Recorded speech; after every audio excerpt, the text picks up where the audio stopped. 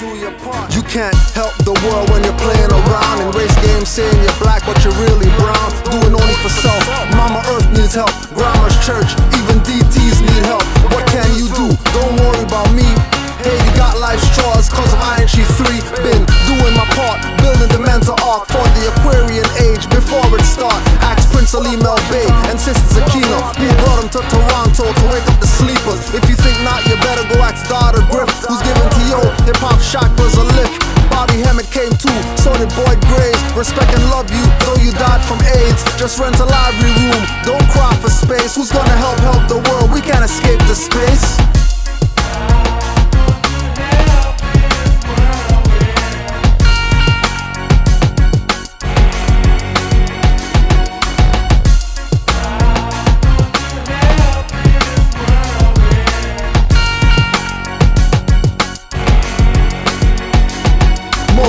Conscious, but not cognizant. Won't stick up a pork chop, but rob his aunt. When it's time to help the world, all I hear is can't. Many of y'all are coming back as birds and ants. Trust me, I study the Buddhist and Brahmin shaman. Help the world by activating pioneer carbon. DMT dripping like a leaky faucet. I help the world when I sleep, no need to force it. Just doing my best even when doing my reps. Help the world sleeping or taking my steps. When I'm wearing a fez, nationals breaking their necks to witness the renaissance. Staring in a trance. I do so much and willing to do more. Don't believe me, ask the youths from Paul McCourt. Ask the youths from Malvern and hear what they say. Ask the youths from Rexdale or ACHA.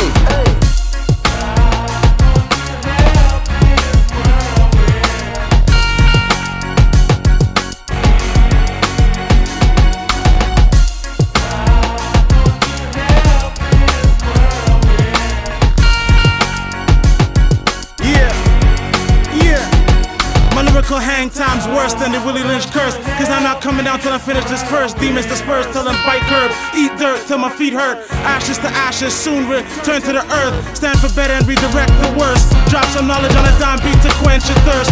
Thanks to sus, we've remained in the game with a torch high. IHFing up another track, don't ask who or why. It's time to feed a rapper to the fire, kick and scream. The same way a spirit does when you steal a dreams. The more we want for self, the less there is for us and we. Minimal I, and let's build in community. The temperature rise now, the ice age melts away. Prophesized by KRS-One, these are the times and days. This is the cycle that I missed cause I was too young to jump in. Now I got enough artillery to keep dumping. Fire Marshal Ho Chi Minh, let me show you something. Duck for cover, shells can't stop flying. Stagger like you're drunken.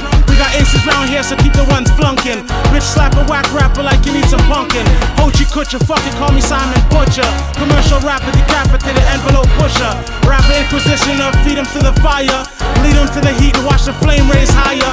Picture painted, but the spirit not tainted. See us in a pheasant, fall back like it fainted. Feels like we've been here from the ancients. Experienced so much challenges to build my patience.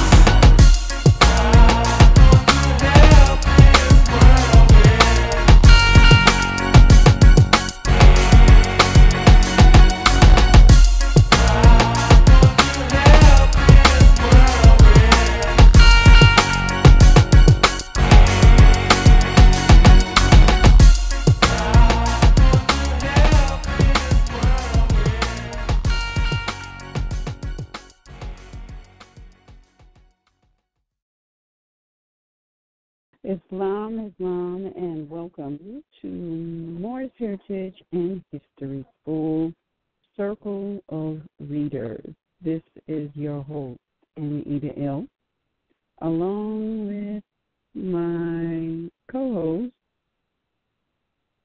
RVBey. Islam, I self-law and master Islam, peace and love to everyone. All right, Islam.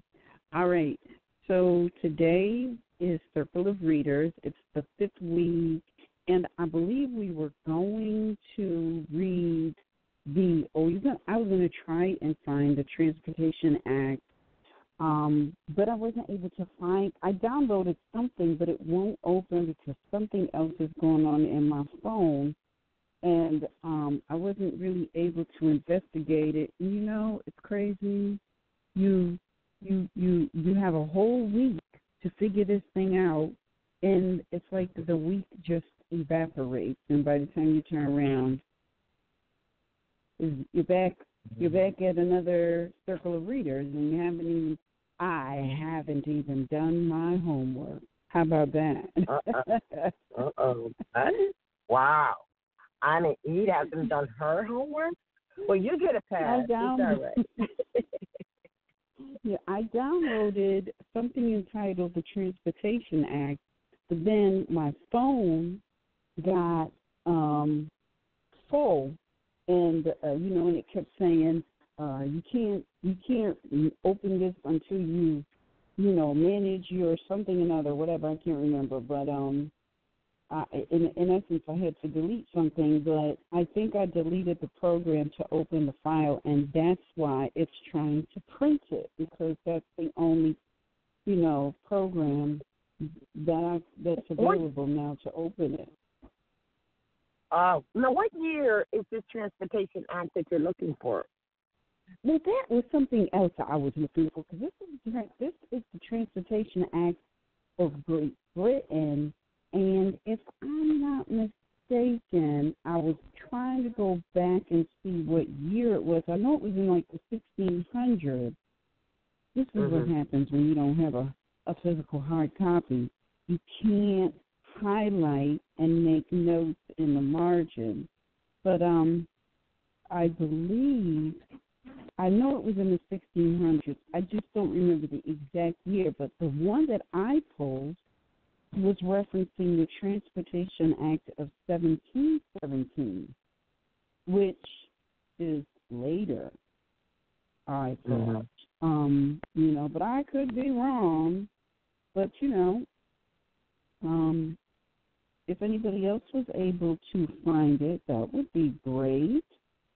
Let me see.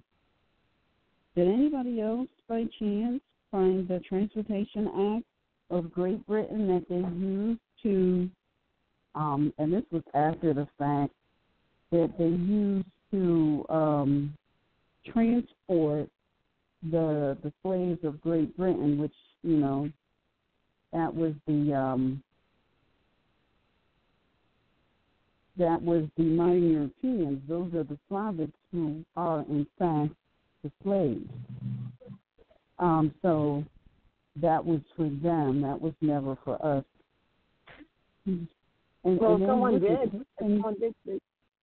Go ahead, I'm sorry. No, I'm saying if someone did, one of you would know.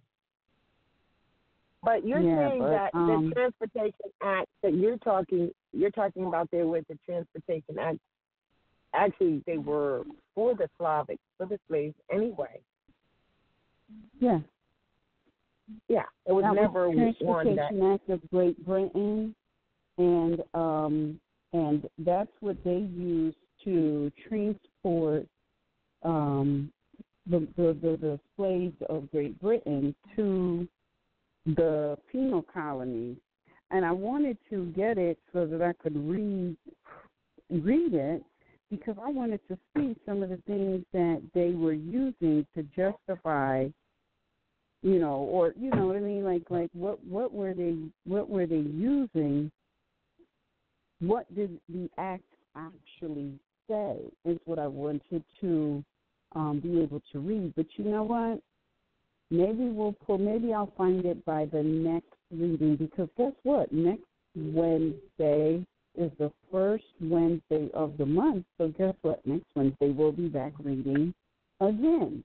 So I'm going to have my homework done by then, and I trust those listening who might be interested will also, because I do have something downloaded on my phone. It's just that I can't open it. So after this broadcast, I'll be transferring it to my computer, and I'll be going through it to read what it is, because it does look like some sort of an act, and it's in something called the General Statutes of Great Britain, and it supposedly has Magna Charta in there as well, which is, Britain's first constitution, if I'm not mistaken. But since I wasn't able to get to review it and download it, what we're going to do is we're going to just begin reading where we left off. And let's see. We left off In the PDF, it's page 32. Subtitle is White Children in Chains. And thanks to Asim, he gave me the number in the book. In the book, if you have the hard copy book, it's page 72, I believe. So, let's continue reading, shall we? Yes, let the read begin. So the protocol is we're going to read from the book, They Were White and They Were Slaves. What you can do if you don't have the hard copy is you can go to the moorishnews.wordpress.com web page, and the syllabus is published there, and on the bottom is a picture of the book, and underneath that is a link to download the PDF so you can read along. And if you wanted to order or you have ordered a hard copy of the book, you know how to follow along. And if you'd like to follow along and maybe subsequently order a hard copy of the book, you can go to Amazon.com and you can purchase the book there. So we're going to finish reading. We're going to read for about an hour, somewhere around 9 o'clock, and then afterwards we're going to open up the lines and we're going to have a group discussion relative to what is being read. All right? So we begin at the subtitle, White Children in Chains. All right. The kidnapping of English children into slavery in Americas actually legalized during the first quarter of the 17th century. In that period, a large number of the children of poor parents as well as orphan children were targeted for the white slave trade. These poor white children were described as a plague and a rowdy element. Aristocrats who ran the Virginia Company, such as Sir Thomas Smith and Sir Edwin Sandys, viewed the children as a convenient pool of slave laborers for the fields of the Virginia colony. In their petition to the Consul of London in 1618, they complained of the great number of vagrant children in the streets and requested that they might be transported to Virginia to serve as laborers.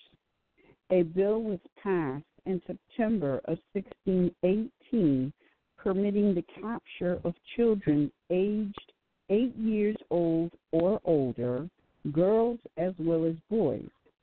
The 8-year-old boys were to be enslaved for 16 years and the 8-year-old girls for 14 years, after which it was said they would be given land. A directive was issued for the capture of children in London, empowering city aldermen to direct their constables to seize children on the street and commit them to the prison hospital at Bridewell, where they were to await shipment to America. The only crime was that they were poor and happened to be found loitering or sleeping in the streets when the constable passed by. The street was not the only place child slaves were to be procured, however. The homes of indigent parents with large families were also on the agenda of the slave traders. Poor English parents were given the opportunity to surrender one or more of their children to the slavers. If they refused, they were to be starved into submission by being denied any further relief assistance from the local government. To carry out the provisions of the Act, the Lord Mayor directed the aldermen to make inquiry of those parents overcharged and burdened with poor children whether they wished to send any of them to Virginia. Those who replied negatively were to be told They would not receive any further poor relief from the parish. The grieving parents were assured that the shipment of their children to Virginia would be beneficial to the children because it was a place where under severe masters they may be brought to goodness. In January of 1620, a group terrified English children attempted to break out of Bridewell, where they had been imprisoned while awaiting the slave ships to America. They rose up and fought. Matters were further complicated by the refusal of some of the children to be transported. In late January, a kind of revolt occurred at Bridewell, with some of the ill-disposed among the children declaring their unwillingness to go to Virginia. A hasty letter from Sir Edwin Sandys to the King's Secretary, Sir Robert Norton, quickly recited the situation. On January 31st, the Privy Council decreed that if any of the children continued in their obstinance, they would be severely punished. It is possible that one of the children was actually executed as an example to the others. What is certain is that a month later, the children, mostly boys, were forced on board the ship Duty and transported to Virginia. From thence onward, English male child slaves came to be known as duty boys. There would be many more shipments of these doomed children bound for the colonies in the years ahead. From that time on, little is known about them except that very few lived to become adults. When a muster or census of the Virginia colony was taken in 1625, the names of only 7 boys were listed of the children kidnapped in 1619. All the rest were dead. The statistics of the children sent in 1620 are equally grim. No more than 5 were alive in 1625. On April 30th, 1621, Sir Edwin Sandys presented a plan to the English Parliament for the solution of the threat poor English people posed to the fabulously wealthy aristocracy mass shipment to Virginia, where they would all be brought to goodness. When control of the colony of Virginia passed from the privately held Virginia Company directly to the King, it was deemed more expedient, as time went on, to privatize the traffic in white children while placing it on an even larger basis to meet the cheap labor needs of all the colonies. In this way, the Crown avoided the opprobrium that might have been connected with the further official sale of English children, even as the aristocracy covertly expanded this slave trade dramatically. The early traffic in white children to Virginia have proved profitable not only for the Virginia Company, but for the judges, other officials in England who administered the capture of the children. J. Farrar, treasurer of the Virginia Company, indicated that he had been approached by the Marshal of London and other officials who had been involved in procuring children for the colony, proclaiming that they were owed a financial reward, quote, for their care and travail therein, that they might be encouraged hereafter to take the like pains whensoever they should have again the like occasion, end quote. The officials subsequently received the handsome cut for their part in the loathsome traffic in kidnapped white children which they had desired. This collusion between the public and private sphere generated profit, and established a precedent for many more occasions where like pains would be eagerly taken. The precedent established was the cornerstone in the trade in child slaves in Britain for decades to come, a trade whose center after London would become the ports of Scotland. Press gangs in the hire of local merchants roamed the streets, seized by force such boys as seemed proper subjects for the slave trade. Children were driven in flocks through the town and confined for shipment in barns. So flagrant was the practice that people in the countryside about Aberdeen avoided bringing children into the city for fear they might be stolen, and so widespread was the collusion of merchants, shippers, suppliers, and even magistrates that the man who exposed it was forced to recant and run out of the town. This name was Peter Williamson, who as a child in 1743 was captured in Aberdeen and sold as a slave to the planter, a white Guineaman. The planter was destined for America with 70 other kidnapped Scottish children in addition to other freight. After 11 weeks at sea, the ship ran aground on a sandbar near Cape May on the Delaware River. As it began to take on water, the crew fled in a lifeboat, leaving the boys to drown in the sinking ship.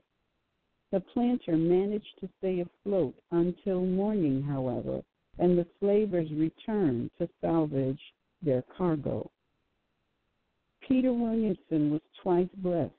He not only survived the planter, but had the great good fortune to have been purchased by a former slave, Hugh Wilson, who had also been kidnapped in Scotland as a child. Wilson had fled slavery in another colony and now bought Williamson in Pennsylvania. He did so solely out of compassion, knowing the boy would be bought by someone else had Wilson not brought him first. Wilson paid for Williamson's education in a colonial school, and years later, on his death, bequeathed to the lad his horse, saddle, and a small sum of money, all Wilson had in the world. With this advantage, Williamson married, became an Indian fighter on the frontier, and eventually made his way back to Scotland, seeking justice for himself and on behalf of all kidnapped children, including his deceased friend, Hugh Wilson. This took the form of a book, The Life and Curious Adventure of Peter Williamson, who was carried off from Aberdeen and sold for a slave. But when he attempted to distribute it in Aberdeen, he was arrested on a charge of publishing a scurrilous and infamous libel, reflecting greatly upon the character and reputation of the merchants of Aberdeen. The book was ordered to be publicly burned and Williamson jailed. He was eventually fined and banished from the city. Williamson did not give up, but sued the judges of Aberdeen and took sworn statements from people who had witnessed kidnappings or who had had their own children snatched by slavers. Typical was the testimony of William Jameson of Old Meldrum, a farmer village 12 miles from Aberdeen. In 1741, Jameson's 12-year-old son, John, was captured by a spirit gang in the employ of Bonnie John Burnett, a powerful slave merchant based in Aberdeen. After making inquiries, Jameson learned that his son was being held for shipment to the plantation. Jameson hurried to Aberdeen and frantically searched the docks and ships for his boy. He found him on shore among a circle of about 60 other boys, guarded by Bonnie John's slavers who banished who brandished horsewhips. When the boys walked outside the circle, they were whipped. Jameson called to his son to come to him. The boy tried to run to his father. Father and son were beaten to the ground by the slaver. Jameson sought a writ from the Scottish courts, but was informed, quote, that it would be vain for him to apply to the magistrates to get his son liberated, because some of the magistrates had a hand in those doings, end quote. Jameson never saw his son alive again, having never heard of him since he was carried away. The testimony from Jameson and from many others helped Peter Williamson to prevail. The Aberdeen merchants were ordered by the Edinburgh Court of Sessions to pay him £100. Williamson was personally vindicated, and his book was printed in a new edition. The kidnapping continued, however. The enslavement of white children from Great Britain later became the subject of a much better-known book, Robert Louis Stevenson's Kidnap, which was based on the real-life case of James Annesley, whose uncle, the Earl of Anglesey, had arranged for him to be seized and sold into slavery in America in order to remove any challenge to the Earl's inheritance of his brother's estate. Annesley was savagely whipped and brutally mistreated in America, and it appeared he would die in chains. He was eventually resold to another master who accepted his story that he was an English lord and the heir to the Anglesey barony. Annesley managed to make his way back to Scotland, where he wrote a book, Memoirs of an Unfortunate Young Nobleman, returned from 13 years' slavery in America, which years later came to the attention of Robert Louis Stevenson. Unfortunately, this rare case involved the enslavement of a member of the English nobility, attracted attention only because it involved royalty.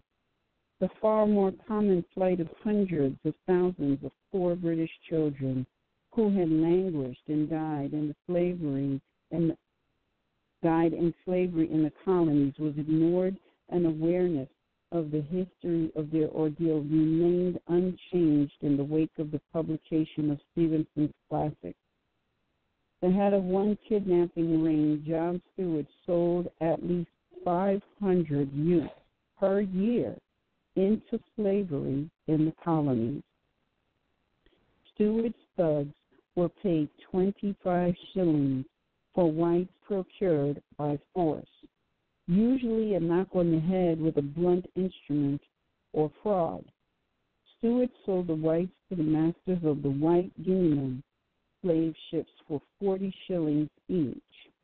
One eyewitness to the mass kidnapping of 4 whites estimated that 10,000 were sold into slavery every year from throughout Great Britain.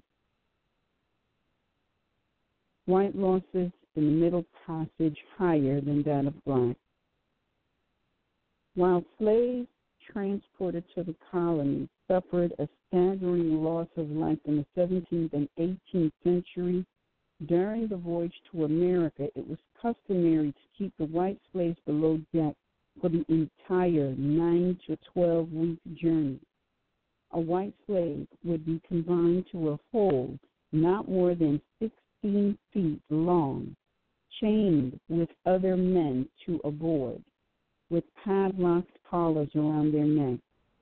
The weeks of confinement below deck in the ship's stifling hold often resulted in outbreaks of contagious disease which would sweep through the cargo of white freight chained to the bowels of the ship. Ships carrying white slaves to America often lost half their slaves to death. According to historian Sharon B. Salinger, scattered data reveal that the mortality for white servants of certain times equaled that for black slaves in the Middle Passage, and during other periods actually exceeded the death rate for black slaves. Salinger reports a death rate of 10 to 20% over the entire 18th century for black slaves on board ships en route to America, compared with a death rate of 25% for white slaves en route to America. Foster R. Dulles, writing in Labor in America, A History, page 6, states that whether convicts, children spirited from the countryside, or political prisoners, white slaves experienced discomfort and sufferings on their voyage across the Atlantic that paralleled the cruel hardships undergone by Negro slaves on the notorious Middle Passage. Dulles says the whites were indiscriminately herded aboard the white seamen, often as many as 300 passengers on little vessels of not more than 200 tons burden, overcrowded, unsanitary. The mortality rate was sometimes as high as 50%, and young children seldom survived the horrors of the voyage, which might last anywhere from 7 to 12 weeks. Independent investigator A.B. Ellis in the Argosy writes concerning the transport of white slaves, the human cargo, many of whom were still tormented by unhealed wounds, could not all lie down at once without lying on each other. They were never suffered to go on deck. The hatchway was constantly watched by sentinels, armed with hangers and blunderbusses. In the dungeons below, all was darkness, stench, lamentation, disease, and death. Marcus Jernigan describes the greed of the shipmasters, which led to horrendous loss of life for white slaves transported to America. The voyage all over often repeated the horrors of the famous Middle Passage of slavery fame. An average cargo was 300, but the shipmaster, for greater profit, would sometimes crowd as many as 600 into a small vessel. The mortality under such circumstances was tremendous, sometimes more than half. Nettelberg, an eyewitness, says he saw 32 children thrown into the ocean during one voyage. The mercantile firms, as importers of white servants, were not too careful about their treatment, as the more important purpose of the transaction was to get ships over to South Carolina, which could carry local produce back to Europe. Consequently, the Irish, as well as others, suffered greatly. It was almost as if the British merchants had redirected their vessels from the African coast to the Irish coast, with the white servants coming over in much the same fashion as the African slaves. Study of the Middle Passage of white slaves was included in Parliamentary Petition of 1659. It reported that white slaves were locked in a deck for 2 weeks while the slave ship was still in port. Once underway, they were all the way locked up under deck among horses. They were chained from their legs to their necks. Transports travel in double irons, were whipped and beaten. Captains such as Edward Broderick of the Rappahannock Merchant were totally unfit. of the white slaves bound for Maryland from London aboard the slave ship Justita at the mercy of the savage Captain Barnett Bond, nearly one-third of the whites died. The very worst excesses were revealed during the voyage of the Justita in 1743. Under the command of Barnett Bond, Bond set stringent water rations. Despite ample reserves of water on board, he allotted every transport only 1 pint a day. Some started to drink their own urine. The former partner of Andrew Reed of the white slave trading firm of Reed and Moor wrote that Reed was, quote, a person against whom every species of complaint was made. Profits continued to flow in spite of the death. Hold on a minute. Let's see. Sorry, I just lost my spot. Okay. Complaints made. Okay. White slaves. Okay. Profits continue to flow in spite of the death of what the white slave trade firm of Stevenson, Randolph, and Cheston refer to as the goods. The traffic in these goods, properly managed, will in a few years make us very gentle fortunes. Sales of the convicts run up amazingly in a little time. Once the slave ships left British shores, profit rather than penal policy shaped the character of transportation, and what happened to enslaved whites overseas mattered little. As soon as they were safely consigned to merchants, authorities assumed no responsibility for their welfare. White slaves aboard ship were treated worse than dogs or swine and are kept much more unclean than those animals are. A witness who saw a white slave aboard a ship owned by the slaver John Stewart reported, "All the states of horror I ever had an idea of are much short of what I saw this man in." Chained to a board, chained to a board in a hole not above 16 feet long, more than 50 with him, a collar and padlock about his neck, and chained to 5 of the most dreadful creatures I ever looked on.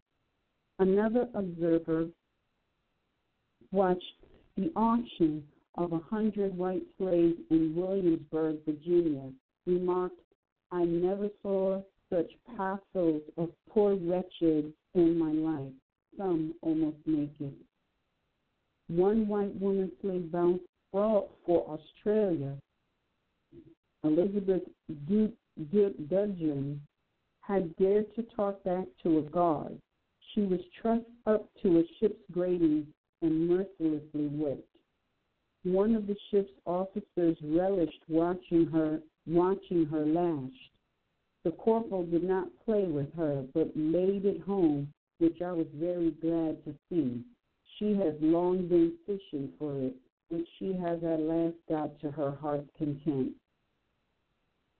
In order to realize the maximum profit for the trade in white slaves, the captains of the white union crammed their ships with as many poor whites as possible, certain that even with the most callous disregard for the lives of the whites, the financial gain would still make the trip worth the effort. The loss of 20% of their white cargo was regarded as acceptable, but sometimes losses were much higher. Out of 350 white slaves on a ship bound for the colonies in 1638, only 80 arrived alive. We have thrown overboard 2 and 3 in a day for many days together, wrote Thomas Roos, a survivor of the trip. A ship carrying white slaves in 1685, the Betty of London, left England with 100 white slaves and arrived in the colonies with 49 left. A number of factors contributed to the higher death rates for white slaves than blacks. Although the goal of maximum profits motivated both trades, it cost more to obtain blacks from Africa than it did to capture whites in Europe. White slaves were not cared for as well as blacks because the whites were cheaply obtained and were viewed as expendable. The African slave trade was not fully established in the early 17th century.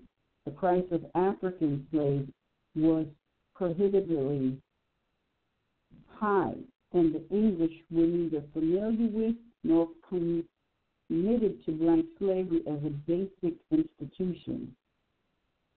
Ship captains involved in the white slave trade obtained white slaves with penal status, either free of charge or were subsidized to take them. And for all other categories of white slaves, they paid at most a small sum to an agent to procure them, forfeiting only the cost of their keep on board ship if they died.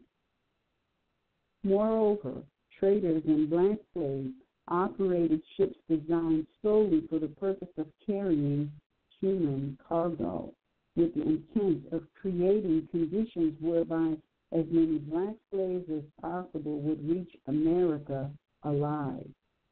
White slave ships were cargo ships with no special provisions for passengers. In addition, transportation rules decreed that in cases where white slaves were sold in advance to the individual planters in America, the white slaves survived the voyage beyond the halfway point in the journey. The planter in America, not the captain of the slave ship, would be responsible for the cost of the white slave's provisions, whether or not the slave survived the trip. Captains of the slave ships became infamous for providing sufficient food for only the first half of the trip and then virtually starving their white captives until they arrived in America. Jammed into filthy holes, manacled, starved, and abused, they suffered and died during the crossing in gross numbers. Thousands were children under 12, snatched off the streets. The transportation became a profitable enterprise. Traders delivered thousands of bound laborers to Pennsylvania and exhibited a callous disregard for their cargoes. As a result, white slaves on board these ships suffered a high rate of disease. Transportation of white slaves remained a branch of commerce wedded to carrying human cargoes at minimal expense. Sizable numbers never reach American shores from disease and mistreatment. The number of diseased white slaves arriving was high enough for Pennsylvania officials to recommend a quarantine law for them. Thus, a new torment was to be endured for the white slaves who were often stopped just short of the New World, with land in sight and forced to remain quarantined on board ships in which they had just spent a horrifying 10 to 12 weeks. In 1738, Dr. Thomas Grundy reported to the Colonial Council of Pennsylvania that if 2 ships crammed with white slaves were allowed to land, it might prove dangerous to the health of the inhabitants of this province. Ships filled with diseased white slaves landed anyway. In 1750, an island was established for their quarantine, Fisher Island, at the mouth of Schuylkill River. But the establishment of the quarantine area did nothing to protect the health of the white slaves, and the island was more typical of Devil's Island than a place of recuperation. In 1764, a clergyman, Pastor Helmer, visited Fisher Island and described it as, quote, a land of the living dead, a vault full of living courts, end quote. White slaves treated worse than blacks. Before 1650, however, the greater victims of man's inhumanity were the mass of white servants who suffered at the hands of callous white Christian masters. For the time being, with all of their troubles, the black had it better. Sold to a master in Marion, near Philadelphia, David Evans was put to work hewing and uprooting trees, land clearing, the most arduous of colonial labor, work that was spared black slaves because they were too valuable.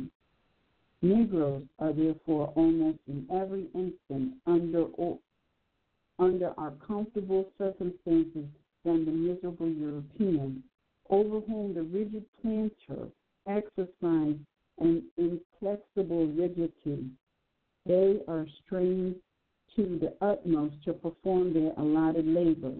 They frequently try to escape, but very few are successful, and when apprehended, are committed to close confinement, advertised, and delivered to their respective masters. The unhappy culprit is doomed to severe chastisement and a prolongation of servitude is decreed. Those who survive seldom establish their residence. In the British West Indies, the torture visited upon white slaves by their masters was routine. Masters hung white slaves by their hands and set their hands afire as a means of punishment.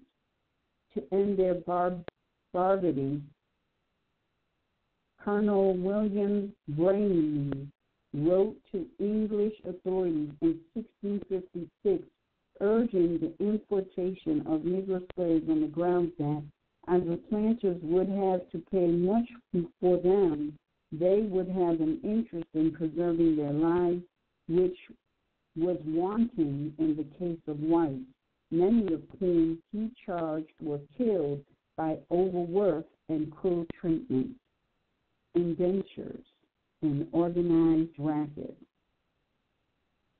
Even privileged 17th and 18th century apprentices often became slaves in the end, i.e. unpaid forced laborers for life, based on contractual trickery, judicial malfeasance, and usury employed against them during their supposedly limited term as indentured servants. Such an apprentice would be enticed to borrow sums of money, sign a contract with impossible provisions, guaranteeing his or her violation of the contractual terms and other unscrupulous means of extending both the period of servitude as well as broadening the scope of the servant's obligation. By these means, an apprentice could be transformed into a slave for life. Free white people were sometimes induced to sign indentures and place themselves in voluntary, temporary slavery with the promise of obtaining farm acreage at the end of their term of indenture. An American colony typically offered 50 acres to such persons.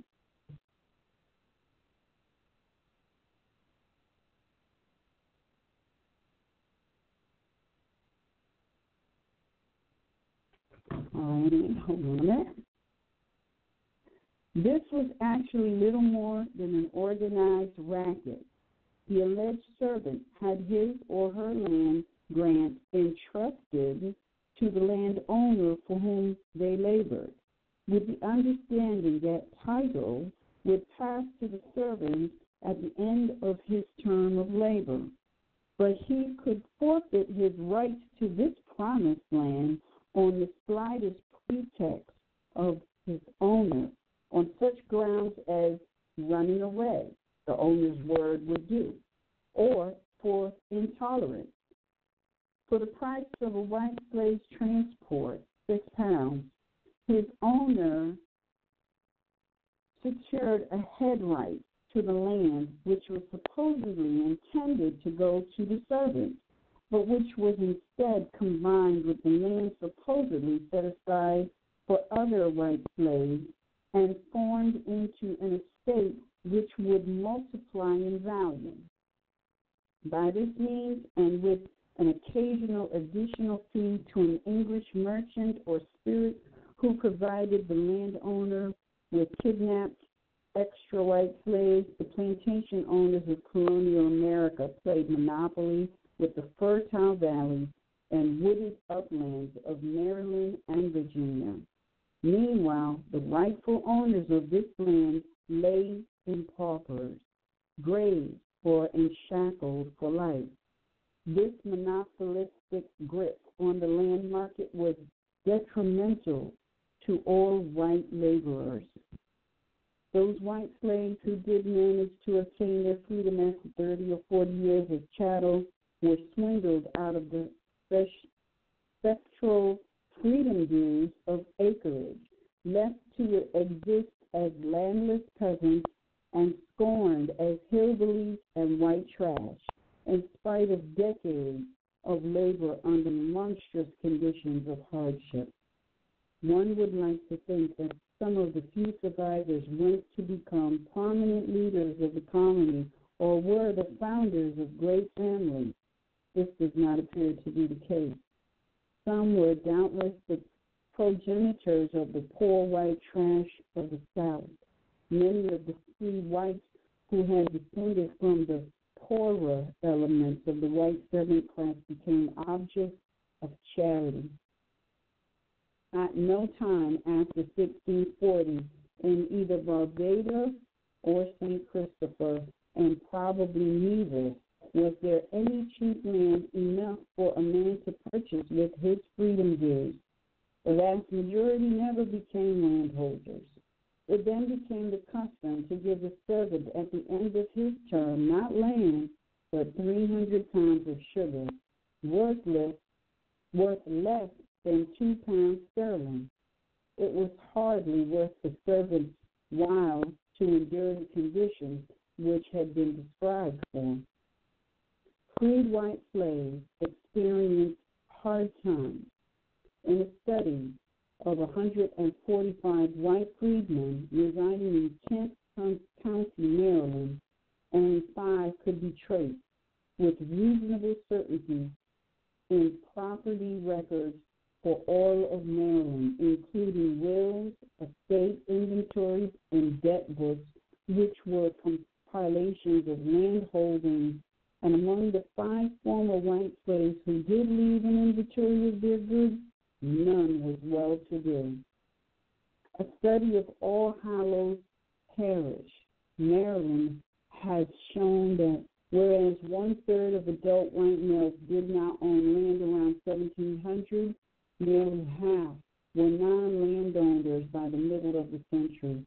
In the middle 18th century, newly freed servants tried to enter the ranks of small planters, countered severe obstacles. Besides lacking capital to buy tools, seeds, livestock, few of them could afford the land. In Virginia, large numbers never received freedom dues. Moreover, years of servitude so ruined the health of some former white slaves that no one would hire them once they were free. In fact, some white slaves out of extreme poverty signed new contracts of indenture, contributing to a pattern of lifelong servitude. These white former slaves share of the accumulated wealth of the American colonies, measured by any standard, was negligible. Their say in the planter aristocracy was virtually non-existent. They were the expendable byproducts and survivors of a system of exploitation governed solely by merchant companies chartered in England by aristocratic fiat. It was the exclusive government by a merchant company which Adam Smith assailed as the worst of all governments for any country.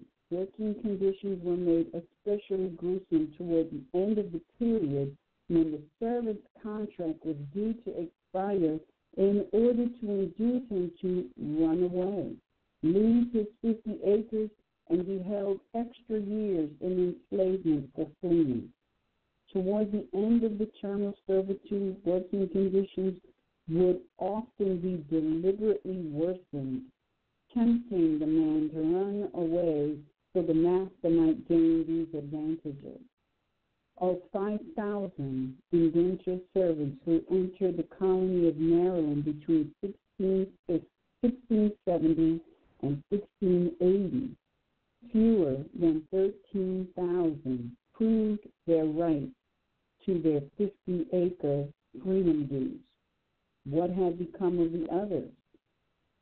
More than 14,000 died from overwork, chronic malnourishment, and disease. The others were defrauded. By the 18th century, the white servant class was disillusioned. The planters had squashed the laboring whites. They were the easy pawns of the planters who despised them. The statutes overseeing non-penal indentured servitude in colonial America were mere window dressings, and neither these statutes or the common law proved any obstacle to the gradual enslavement of those who the non-penal status of indentured servants by means of tacking on extra time to be served on the basis of fabricated or trumped charges and minor offenses. The Virginia law of 1619 provided that if a servant willfully neglects his master's commands, he shall suffer bodily punishment. When Wyatt became governor in 1621, he was ordered to see that punishment for offenses committed by white slaves would also be in terms of labor on behalf of the colonial government. Such labor to be performed after the slave fulfilled his original period of service to his master. This is the evil practice of lengthening the time required for the white person's term of labor, a practice which quickly resulted in the lengthening of the term of service by years and ended in the perpetual enslavement of the whites. While it is true that the common law of England had the status of national law with territorial extent in the colonies, the relation of master to servant in cases of what began as non-penal indentured servitude was unknown to the common law and could never be derived from nor regulated by it. Both indentured servitude and the white slavery permitted under the rubric of the penal code depended for their regulation and sanction on special local statutes and tribunals which acted as the necessities of the occasion demanded. The legacy of white enslavement bound up in the medieval English legal concept of villenage contributed an informal framework or melee at least for legitimizing the enslavement of the white poor in British America. In this light, Richard D. Morris is only partially correct. There was, in fact, precedent for white slavery in common law, but it was little cited in the colonies, perhaps because such formal legal citation would have exposed the indentures racket for what it was. Biblical provisions for bound and hired labor were cited to justify white slavery in early America on the grounds that it was scriptural and therefore humane. The Body of Liberties of 1641, the first law code of Puritan New England, established 4 categories for servitude, citing Exodus 21, verse 2, Leviticus chapter 25, verse 39 through 55, and Deuteronomy chapter 23, verse 15 through 16.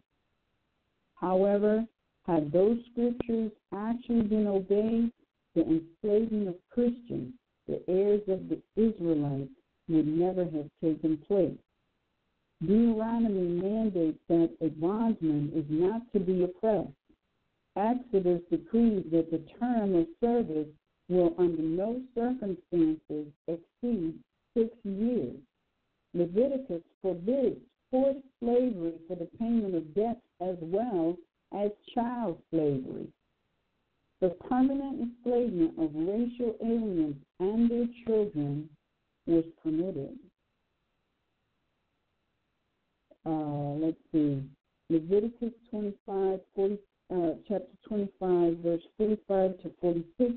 Exodus chapter 21, verse 4, which destroys the whole basis of Abraham Lincoln's second inaugural address.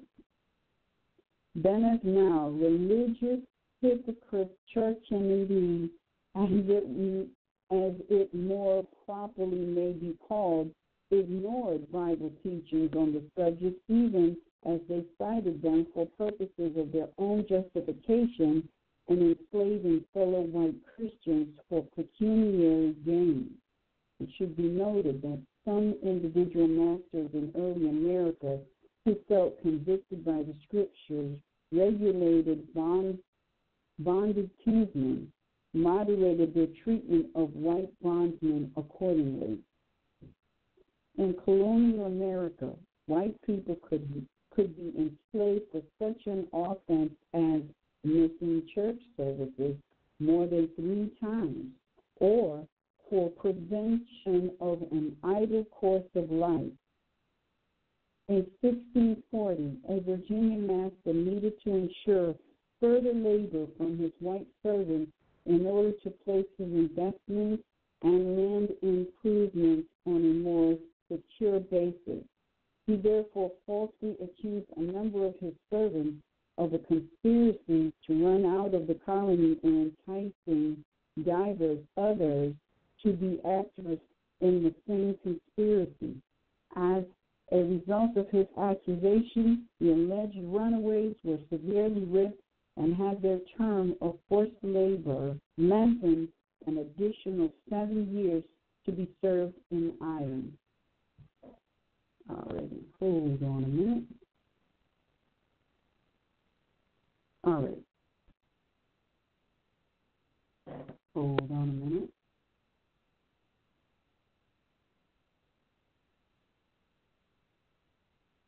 All right. This can be regarded as a light sentence in view of the fact that 7 years were the standard addition of the term of labor for the crime of running away or conspiring to do so, to which would then be added, in terms of additional time, the expenses incurred for capture and return of the white to his master, such costs being likely to include rewards, sheriffs, enslaved hunters, bounties, and jail fees. These later were not fixed by law until 1726 and were a source of tremendous abuse by tacking on huge costs to the capture of the runaway and then commanding that the runaway pay for these inflated costs in terms of years of his life in further forced labor. A white slave who fled or was accused of fleeing often had his term of labor extended 7, 10, or even 15 years as a result.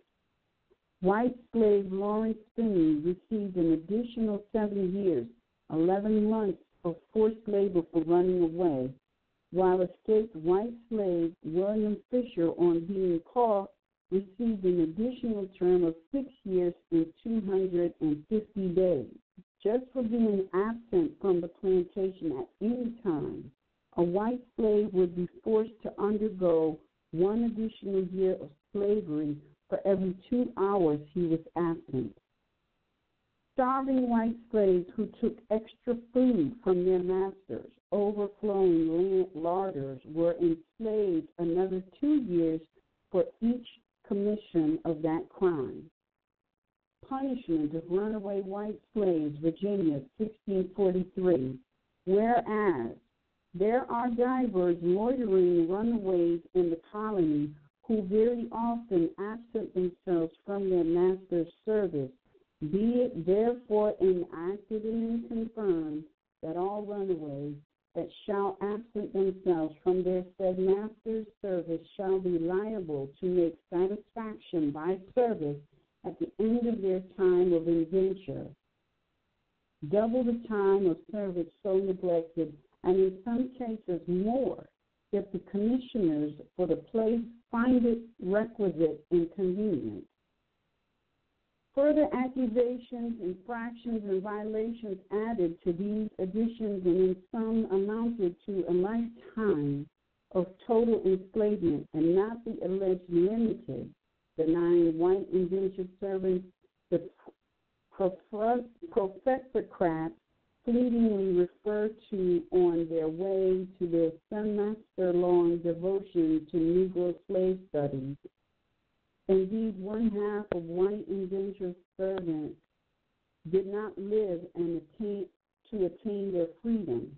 Should anyone think this grim datum refers mainly to whites enslaved in old age, it actually refers to whites who were first indentured between the ages of 16 and 20. The truth is, wrote white slave Edward Hill, we live in the fearfulest age that ever Christians lived in. Enslavement of the white family. Young white females in bondage were denied the right to marry, a clever device for helping extend their servitude into full-fledged slavery, since the penalty for a woman having a baby out of wedlock while a slave was an extension of her term of slave labor, another 2.5 years. A white male slave had at least 4 years added to his time for having sex with a white female slave or for entering into a compact of marriage with her. 23-year-old Henry Carman, a white slave since he had been kidnapped in London at the age of 17, made white slaves out of chambers pregnant and received an additional 7 years slavery for this crime. A Virginia law of 1672 recognized that there were masters who had lengthened the enslavement of their white female slaves by making them pregnant by the slave master himself. No punishment was given to the master for such acts, however. As bad as this may seem, it cannot compare with the dreadful fate that awaited the children of the enslaved white mothers. The bastards, or obscene children, as they were called, of unmarried white women slaves were bound over to the mother's slave master for a period of 31 years. This heinous child slavery from birth was not modified until 1765, when the Assembly of Virginia declared it to be an unreasonable severity to such children, and limited the term of bondage for such white children to a mere 21 years for boys, 2 years for girls. This enslavement of white children in colonial America was based on the rule of the ancient Roman slave code, which decreed partus sequitur ventrine. The condition of the child follows the condition of the mother, and which was assimilated by English legal scholars and applied in the colonies.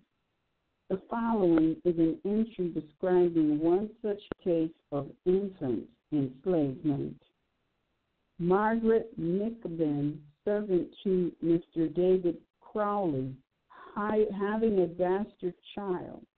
Mr. Crowley prays the gentlemen of this vestry to bind out the said child as they think fit. It is ordered by the vestry that the church wardens bind out the said child named David Sadler, born the 26th July last, 1720. The foresaid child is by indenture bound unto Mr. David Crowley to serve according to law. At other times, the baby was forcibly separated from the white slave mother shortly after birth. White woman Sally Brand was enslaved to the wealthy Quaker family of Henry and Elizabeth Drinker. Quakers were strong campaigners against Negro slavery, but some had few qualms about white slavery. When Sally Brand's baby was born in the Drinkers'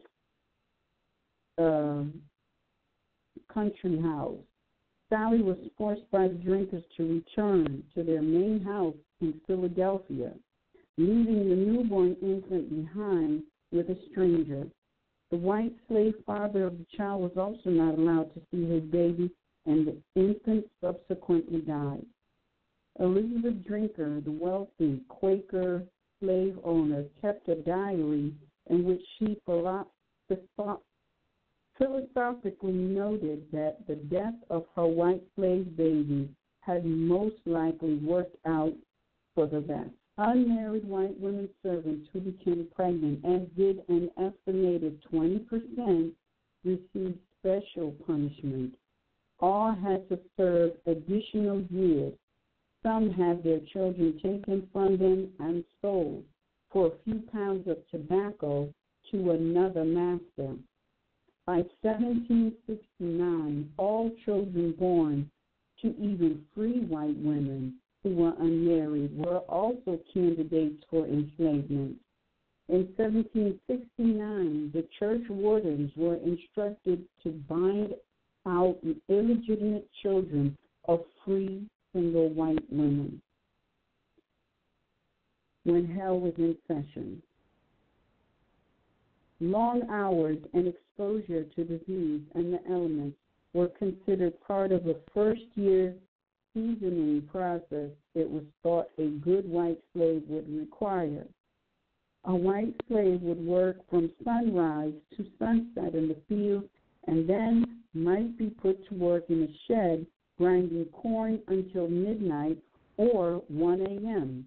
and expected to return to the field the next day at dawn. In some southern colonies with extreme heat, as many as 80% of a shipment of white slaves died in their first year in the New World. Richard Leacom, a traveling writer and eyewitness to white slavery, has written that he saw a white slave beaten with a cane about the head till the blood has followed for a fault that was not worth speaking of, and yet he must be patient or worse will follow. How many white tourists today who take winter vacations in such Caribbean islands as Jamaica and Barbados know that they are visiting the site of a gruesome Holocaust against poor white people who died by the tens of thousands and were slaves in those islands long before blacks ever were. Historian Richard Bloom has stated that the early sugar plantations of the British West Indies were nothing more than mass graves for white workers. 4/5 of the white slaves sent to the West Indies didn't survive the first year. In 1688, a member of the nobility wrote from a British colony in the Caribbean islands to the British government, quote, "I beg, care for the white servants here, who are used with more barbarous cruelty than if in Algiers. Their bodies and souls are used as if hell come only continued in the world to come," end quote. 20 or more white servants laboring under the supervision of an overseer led the most wearisome and miserable lives. If a servant complained, the overseer would beat him. If he resisted, the master might double his time in bondage. The overseers act like those in charge of galley slaves. The cost in white lives of such inhuman treatment is incalculable, but it was very, very high. One example of the horrible conditions under which white slaves labored can be glimpsed in the case of the white slave known to history as Bolton. In 1646, Bolton's master was suspected of cheating a colonial officer of a large shipment of cotton. The master asked the white slave if he would take the blame. If Bolton made the bogus confession in place of his master, he was liable to have both his ears cut off by the colonial officials, as well as having more time added to his period of bondage. However, Bolton's master promised that he would not only ignore the extra time if Bolton agreed to take the blame for him, but that he would free Bolton from slavery after Bolton had been punished by the authorities. So desperate was Bolton to be free that Bolton agreed to pretend that his master had told him to give the cotton to the officials, but that instead he had embezzled it for his own use. Both of the white slaves' ears were subsequently cut off. Afterwards, his master kept his part of the bargain, and Bolton was emancipated. Some planters grew so desperate for help that they would ransom white captives from the Indians, returning them to a servitude which, according to one complaint, differed not from her slavery with the Indians. All right, I think I'm going to stop there because the next section is like very, very long, and it is entitled The Fugitive Slave Law, Escaping Whites Hunted and Tortured. And in the PDF, it's page 43. I'm not sure what it is in the book, but I'm sure someone will text me and let me know. So, at this time, we're going to open up the lines to anyone. All right, thank you so much. Page 92 in the book, everyone. If you have the hard copy book, it's page 92. Thank you with them. So, if anyone would like to participate in the discussion about what was read, press 1 on your telephone dial, and we will open up the lines to everyone who wants to participate in the discussion, and then we'll start the discussion. So press 1 if you want to participate in the discussion of what was read. All right, and so far we have a Sim. I know Bakari is not going to be available because he sent me a text. Once again, if you would like to participate in the conversation, Islam caller 510-324, you're unmuted. If you would like to participate, hold on. Caller 312-248, You're unmuted, and somebody has some background noise. Please mute your phone. All right. So, all right. Caller 808-223. You're unmuted. All right. So we have quite a few people who thank you so much for participating in this conversation. And I believe Rod wants to kick off the discussion. Yes, I would love to. Can you hear me all right? I can. Oh, all right. No, I wasn't sure whether I was in the queue or not because I hit numbers by mistake. All right. I just want to say that in case you didn't know what slavery was, now you do. You being able to identify it, and see that it still exists. And also I recognize when they were talking about, I would say, those who do contracts beware, when they were talking about the indentured slavery contracts and how there was hidden stuff in it and or things in it that were almost impossible for them to satisfy, then that automatically made them, quote unquote, violate the contract and then essentially become indentured slaves forever. So when you relate that to now, it's like relating to, what you sign and being careful. But I also know. You know what that is? You know what that is in today's language? People want to go and get these bondsmen, right? Now, what they don't realize is when they sign this bond, they are supposed to perform. The only performance that they're told is show up at such a date at such a time, but they're not. The rest of the performance is not disclosed to people, which is why a lot of times when people show up at the appointed time at the place, they get kidnapped and they say, "Oh, your bond has been revoked." Well, why is my bond revoked? Because there was a performance that you wasn't told that you didn't perform. And they tell you in here it's a scam, and it is a scam. That's what it is. That's what it is. And right, and then right. So it's good to see this, and compare it to what's happening now. In the end, though, it's really good to understand the Constitution and the Bill of Rights 1, is it not? Because that's your right, and to really it's your right to associate. But it translates to all those who want to do commerce. It translates to the right to contract or not. The other thing is that I picked up is where they were talking strictly about basically the jurisdiction of this slavery business is based on the penal and statute codes only. Therefore, common law having nothing to do with it. Didn't you find that interesting?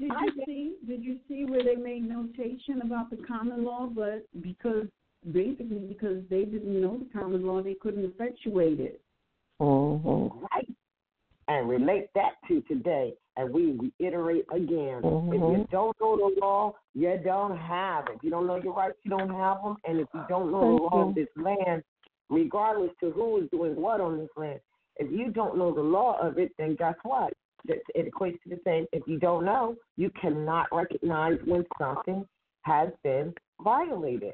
And lastly, well, no, there's just two other things that I wanted to mention. I want to leave something a question on about the forced servitude. But I heard you mention it about the condition of the child when we went to that's and we keep telling people, listen, the condition of the child is based on the mommy. The mother. We keep saying it. And then when we went last year down to the newly formed African American Institute or art, whatever it was, it said the same thing. It was written, and it is written, and it is real, and it is true. And I don't know why I made a note of the black. Oh, also in these readings, we may all recognize those black codes, which are really slave codes, because there it is. It spelled it out. And lastly, I want to form a question. Well, I think you answered it already, Annie, because if they had to get them to sign something, even though it was trickery and deceit in terms of what the content of, what they were signing, the forced servitude, you have indentured servitude, but the forced servitude had already really happened, I would think, from the time they got on the ship to come over. Like right there, that's like forced, because it's like, where does the forced servitude come in at? It's really like trickery and deceit, the whole thing, more than forced, I guess, is what I'm saying. Like, why did they bother about signing contracts? That's really the question. Why bother about signing contracts if you were forced into it? Or did they do that to make it look good as if someone agreed? That's my question. Why bother with contracts if it was already forced? Because it made that's why, because it made it look proper. Good. But that's why they called it a scam. Okay. Mm-hmm. All right. That's why like a lot of the because they made it look. They tried to make it look proper, but even with that, it wasn't. All right. I yield the floor. All right. Who is going to pick it up and run with it? Oh, and we got Sister Cynthia. It's on Sister Cynthia.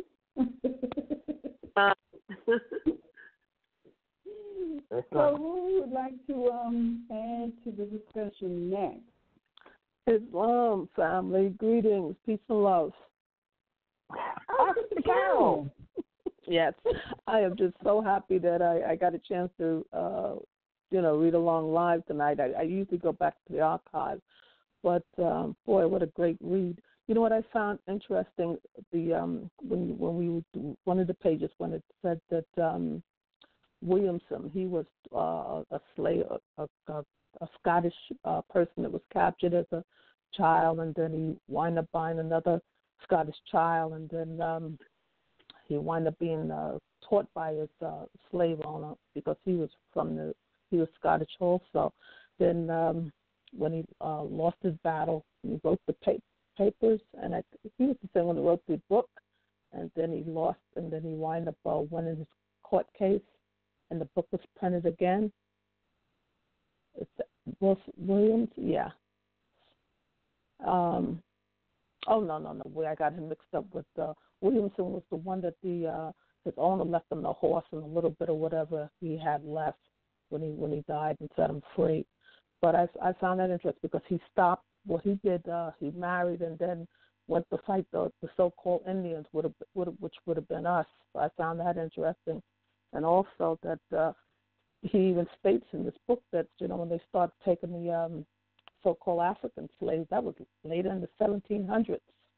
So this 500 years of slavery, it's definitely it's false and it's not accurate. That's what I wanted to bring on the table. Yeah.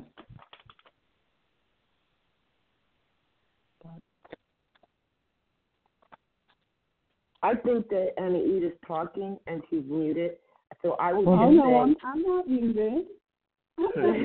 I'm not familiar with the book she's talking about or that what she's saying. No. She's saying in this reading, she's talking about the guy from Scotland who was kidnapped and just happened to be purchased by one of his Scottish brethren, who left him his worldly possession when he passed, that enabled him to go back to Scotland, Aberdeen, if I'm not mistaken. Right. And he wrote about what he experienced, and when he went to go publish the book, the so-called aristocracy charged him with slander and ran him out of town. Wow. Okay, I missed that.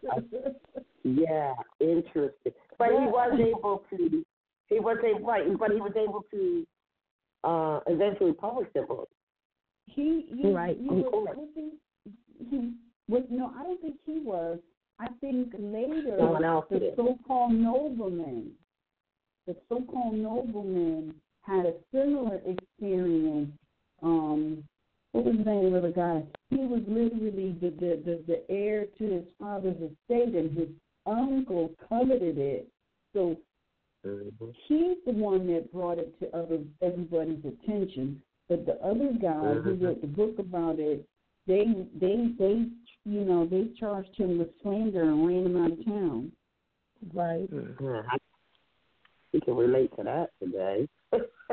When you're telling the truth, and everybody comes up and says, "Oh, it's slander," and perpetrate slander. Serious, yeah. I find it so interesting, especially with the so-called Black History right around the corner. I mean, and this is correct, and this is their history. Oh, yes. This is their history, and they don't talk about it. Not at all. Well, maybe we should do something. Put a little something together. It's for the True Black History Month, Black History Stories. Because that's another thing. All of this information, they really hid it from the masses in terms of, public and public schools and et cetera. They truly have hidden it, but the glory of it, again, as I think we mentioned before, is once you know the truth, you just look at everything and everybody. Like, you no longer are afraid to deal with, or not afraid, but have any apprehension about your status and your relationship to the community once you, to others, especially to modern Europeans, the people call white people today. You just don't even feel like, you just have no apprehension about, what you need to do to effectuate, your business and take care of your business affairs. It's like it just erases it. That's how I see it anyway.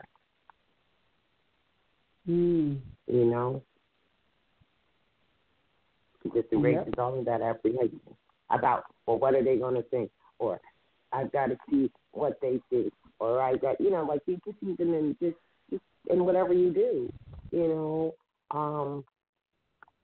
just in anything that you do. Like let me just give a little small example. Just today, I went and I had equipment, and it was, some like copy equipment. And I never dealt with this place before, and they're pretty big. They're all into, the state and probably, and they want, of course, they want to collect taxes. And, it's not even a matter of having to write a writ. It's not even a matter of having to, go so far into anything when you give them a tax number of the general and permanent character, because they always ask you for an ST, which is a state, or they ask you for a federal reserve Indian tribe family thing, which we already know has already been established that, there's a distinction between Federal Reserve, quote unquote, India. But anyway, I don't want to go too far off. But then you just say to them, they say, well, do you have to give them a number? Oh, is that? No, it is not, for Aboriginal Indigenous people. That's it. There's no argument. There's no discussion. You see what I'm saying? And you really don't care what they think about it. Really? You know what I'm saying? Yes, you handle all of your affairs, but it's a little bit different. Once you know who is who, and each favorite saying, who is who and what is what. Yes. It's long. It's long. Give that to you. It's long. Islam, Sister Cynthia here. Islam. Sister Annie, when you read that part about children taking on the condition of the mother, you chuckled. You didn't say anything, but you reacted right away. So I wanted to go back to that. Because I think that's important. I was reading where Great Britain had a very structured primogenitor system where children always claim a lineage through the father, even those that were born out of wedlock, as they say. and that Virginia was the first colony to legislate this change. And it was called Act 12. And it says specifically that the children of women, Moors, were to serve according to the condition of the mother. And I think it said exactly, all children born in this country, okay, be it therefore enacted and declared by this present Grand Assembly that all children born in this country shall be held bond or free according to the condition of the mother. Mm-hmm. So, yeah, so, you know, you start to see, I just wonder where that originated, because it seemed like it might have been something that was always tradition among our people. Our people. This is not new to our people. And because the colonizers came over from England, their structure was as it was, with the the lineage coming through the father. But I have reason to believe that his history will support the fact that that was always the tradition for our people. That it was always that. Yes, always. Always. Yes. So I thought that was interesting. Mm-hmm. And I wanted to make a comment too about Margaret Mickaben, I think that, or Mickaben. That was on page 90 of the text that you read. Remember, she was the servant to David Crawley, and she had what they called a bastard child. And what's interesting, and this is really, really sad, you know, it's really heartbreaking to read about how the children were treated, you know. Her baby, they didn't say this, but, you know, I looked into this a little bit further, but her baby became the property of this David Crowley for 31 years. And this was at a time when people really didn't even live beyond 35. So that's like a lifetime of servitude. That's really, really crazy. That is crazy. So I just wanted to point that out because they didn't really go into the specifics of that. But this is what was happening to the children of these slaves / indentured servants. And I just thought that was just really a sad part of their history. That's crazy. It is. But you know what? I just want to say this, and I want to hear from some other you know, people who are unmuted. But what we all need to be very clear about is this is going on today. Nothing's changed. These various different companies, they have, you know, in a really slick way, they treat the people as though the people on planet Earth. It don't matter where you go. Don't matter where you go. All companies are treating the people like they are cargo, literally. They're treating the people as though the people are cargo. Everything is done to generate company profit at the expense of the people in every capacity. Every capacity.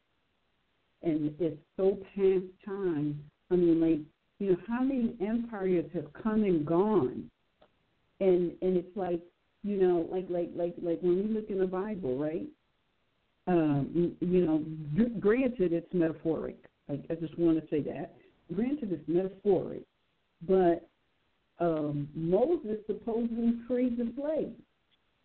So how is it that the slaves got enslaved again?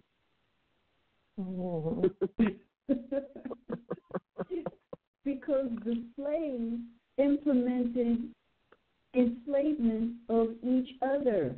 It's like every empire that is established, when the people break free, they revert back to form and they enslave each other. And what's really ironic with that, with what I just said, which is like an epiphany, is the Moors today, they cry about wanting to be free while at the same time wanting to enslave their brethren and sister using the modern European process.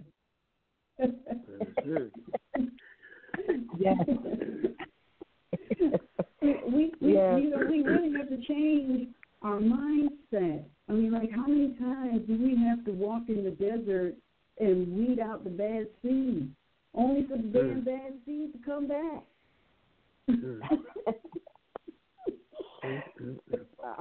I really quoted that. Very true. That's very true. All right, so who else would like to comment? Yeah. Oh, I just before someone else comments, I just wanted to add. I'm going back a bit with Cynthia when she said about it's always been that way with our people. I just wanted to let it be known that that's nature's law about the condition of the child, because everyone comes from their mother, and of course it's bloodline, but that's nature's law. So I just wanted to make that clear.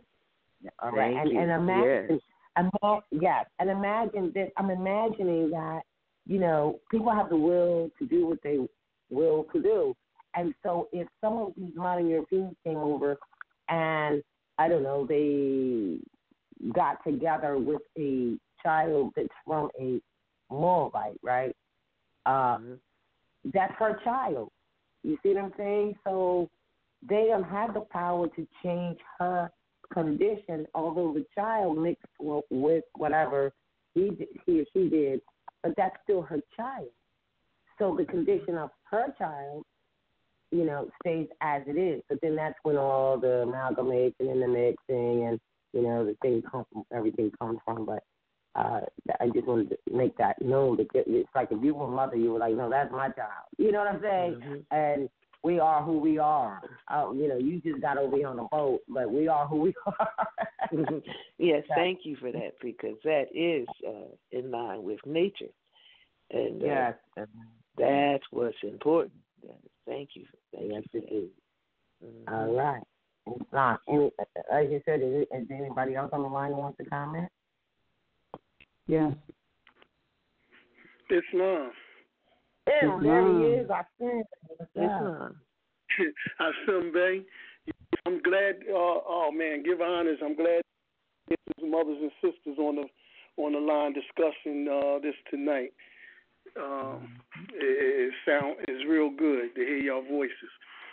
All right. I do want to make two comments. One about what you was just talking about.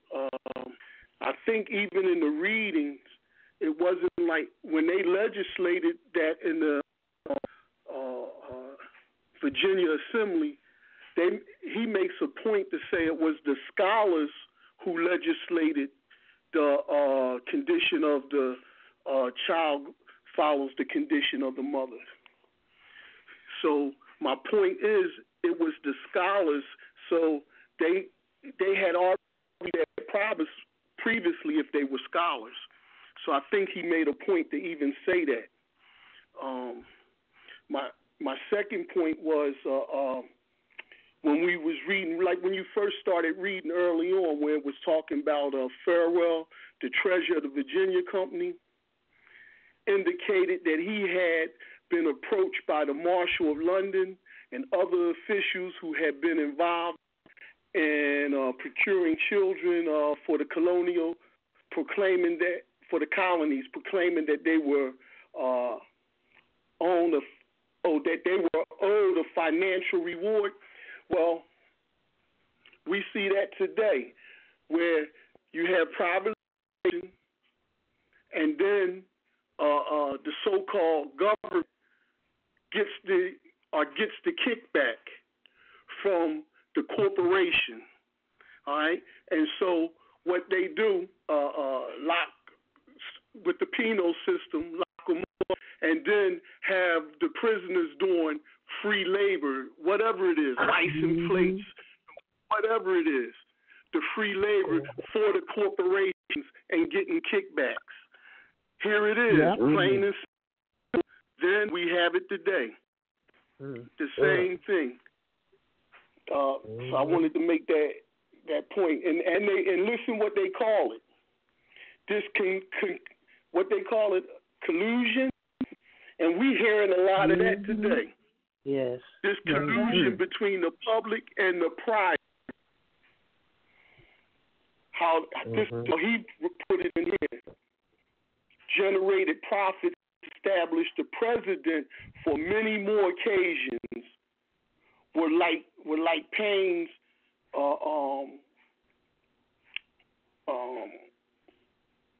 I'm trying to remember it.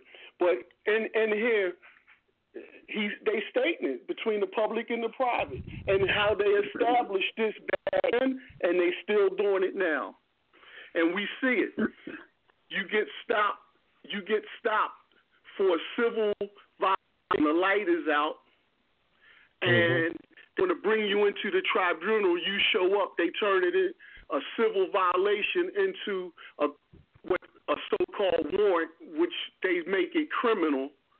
And then or you get stopped for one thing, and then they want to write all these tickets or charge you with another thing. And if you say something or appear to one of the policy enforcers to be raising your voice and that or something, now they want to charge you, throw these aggravated assault or these loose term charges on. And you wind up in the tribunal with 10 charges on one civil charge. And they talk about it here, how they started creating one plantation owner, he needed to build something. So all of his servants, he falsified charges on them. They went to court and then they gave them more years on the plantation. This thing is terrible, but as Annie keeps saying, it's going on today, repeatedly, and repeatedly. You know, I just want to bring that to the table. Did you see the one where he said that he would go and serve the years of the master, and then when he was done, he would go and serve whatever the magistrate needed for them to do? Did you see that? Right. You know, that remind me what they call continuous or concurrent, where they charge you for the same a crime, and then they make your time continuously, or they run it together concurrent. You know, or double jeopardy. You do your time, and then you come out, and they snag you, and in another jurisdiction, quote another jurisdiction, you got to do the time for the same thing. It's crazy. Yeah, I caught that.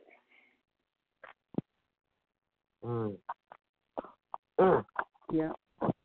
And then they also said that if you petition to the magistrate, you would not get any relief because the magistrate received proceeds from the human trafficking. That's going on right now.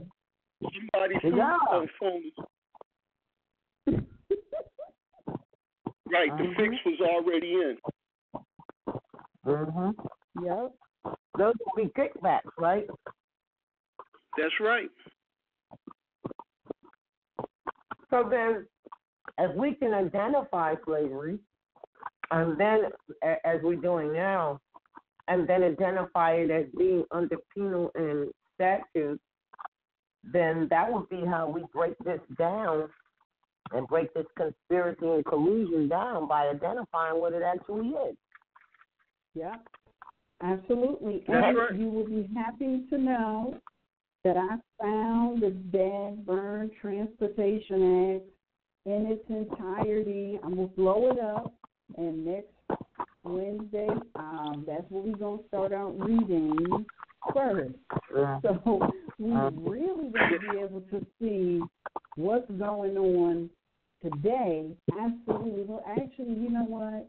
We've been reading, and one of the things that we can be clear on is that what's going on being enacted by the municipal employees of the municipal corporation is, in fact, English law. Mm-hmm. That's it. That's how you break it down. We're dealing with American law, not English law. So. Now, and we got to be careful how we use that word law, because it's really not law. It's really a statute. You see, what a lot of people, our people specifically, don't get is whenever they use the word statute, go look it up in the Black's Law Dictionary, statute apply to merchants and merchandise. And didn't they just say that in this book right here? Who did all these statutes apply to? Who benefited from it? The merchants. They called the people who kidnapped and engaged in human trafficking, they called them merchants. They're merchandise is human. Wow. And every single prison on this North American continent today is practicing English law. Don't let the fact that they're calling themselves state or federal prison fool you. Those are municipal prisons because the feds and the state cannot have police power. So if they can't have police power, they can't have a prison. And if they do have a prison, it's got to be a political prison, and they people in there got to be prisoners of war. And traveling on the land is not an act in any capacity for a prisoner of war. Wow. That's how they're warring against people. Well, you know, it's so easy to do. I hate to say it. It's so easy to do because, you know, Prophet Noble Drew, he said, wake up, you sleepy-headed Moors. And, you know, our people are fixated. I hate to say it, but they're fixated on the whole false history of slavery. They're fixated on it. It's like they get some kind of rush when they get any information about it or they're talking about it. There's never any realization that, hey, at some point they prevented us from learning to read and write. Now I know how to read and write. Let me gain the information that was previously denied to me. Hey, how about let me make better food choices, better life decisions? No. Our people embrace this false slavery and incorporate it into their lives. Anywhere you go, they got this place called soul food, which is nothing more than slave food. And when they get married, they go jump in the room, which is definitely was not for us. We can see that. So they embrace it, and they get like this fixation with it as opposed to breaking free of it and improving your situation.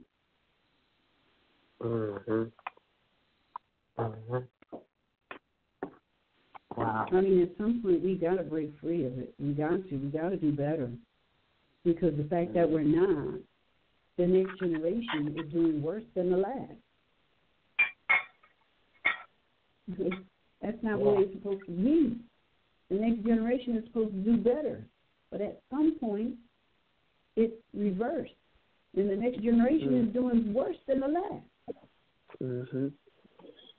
Listen, I want to yield the floor because there's some more people in the queue. Oh, and you know what? Caller, hold on a minute. Let me try to get back to where I was. There was a 510 number. I apologize. I had to mute you because your phone was making a lot of noise. And let me unmute caller 434-228. You have been unmuted to join the discussion. And caller 510-334, I'm going to unmute you, but you're going to have to mute your phone or I'm Well, I guess I don't have to here. All right, so we got one more person added to our call. Caller 434. And 510 is back. Here we go. All right, so who would like to add to the discussion? It's 9:30. We got 31 minutes of discussion about what was read. Who would like to add to the discussion next? Peace. Peace. Can you hear me? Yes, we can hear you. Okay. I just had a question on what was touched on earlier about right to travel and people getting screwed when they go to the municipals. This just happened to me last Friday. I went and I was traveling, and I got stopped, detained by a policy enforcer. And I stated to them that I got the right to travel once they was asking for a driver's license, and I was being respectful. I was, I didn't holler, I didn't raise my voice or anything. And just to make a long story short, after asking for the supervisor, because the policy enforcer that first came up didn't understand what I was saying, I had a policy enforcer proceed to draw his weapon on me. So after commanding him to holster his weapon twice, and then speaking with the so-called supervisor. Islam, who is doing all of this commanding? This is who is doing the commuting? Commanding. You said you commanded somebody to holster their firearm. Who is doing? Yes, I command. Oh, honey, look now. Look, son, you are already out of order. These are not the brightest people, and you can't demand that they do anything. What you needed to do was talk to them about the law. But that is not the subject of this broadcast. The subject of this broadcast but I think what he said, the book that we're reading now, I get that. What we're talking about in this book is how these English employees on American soil will bring fraudulent and trumped up charges against the slaves. Now, the slaves were not us. In this book, the slaves is the modern Europeans. So the purpose of bringing charges against them was to lengthen their enslavement that was, wrapped up in some presumed indentured servitude, which was really just a cute way of saying they was enslaved. So what we can see is that the trumped up charges by these employees of these English companies is still going on today. And one of the ways is the right to travel, but also the marriage certificate, also the kidnapping of the children, everything. Because the whole, sharecropping, because nobody's getting paid for their labor today. So the parallels that's being brought out in this book, they were white and they were slaves, is still going on, not just on this continent, but around the world. But we're focusing it on this continent because this is talking about the enslavement of the surplus slaves of Great Britain in the Americas. I understand. So next week what we're going to be doing is reading the Transportation Act, which gave a lot of these magistrates, which is nothing more than another word for a supervisor or a manager, the boss of the company or the CEO of the company would be the governor today, but the governor doesn't have exclusive control of the company. So this is nothing. We have to take things that was given to us in the 16th and, well, it wasn't given to us, but the language that was used in the 16th and 17th century and parallel it with what is being used today. And the Transportation Act of 1718 was how they were able to just unleash all sorts of frivolous reasons for kidnapping people literally off the street and transporting them to America to work them to death. That wasn't the Moors, wasn't those people of African descent. That was the white slaves, the Slavics. That's where the word slave comes from, Slavic, so it could never have applied to us. That's what we're trying to bring home to people and to do the research. Prophet Noble drew our research, study. If we was really studying, we would have found this Transportation Act, maybe 50 to 100 years ago, maybe 50 years ago. He's been gone for 100 years, and here it is 100 years later, and we just now finding the Transportation Act? I mean, but we've been studying. We're making headway, but we should have found this. Somebody should have found this a long time ago. But we found it. True. It wasn't music. So what you need to do with your situation, because there's nothing going on this landmass except companies, you need to research the companies that violated your liberty. You need to find their charter. You need to find out how they got established, because I can guarantee you it wasn't the state or the Fed that violated your liberty. There was some person in some costume acting out of role, presuming to be some enforcer of peace. Last thing that's happening when these employees roll around is peace. Right. So you need to research who violated your liberties, because that is going to be the basis of your cause of action, and you're going to have to bring this into a court, because as long as you go and have a little chit chat with them, you're not in a court. Right. And to add, you're absolutely correct. They'll tell you or send you stuff and say the state versus you, but that's not who was on the highway hindering you, accosting you. That's not who it was. Exactly. And then you'll find that's not true.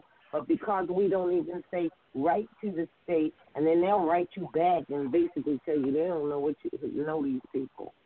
They're rogues. They're the rogue soldiers coming from there. So that's what you mean by finding out who's who and what is what, and where they're working from. So as we're saying in this, they're working from English statutes, penal codes. Has nothing to do with you and I enforcing the law of this land, which is the Moroccan American National Constitution, and that part of the process is being enforced. We get that now for certain.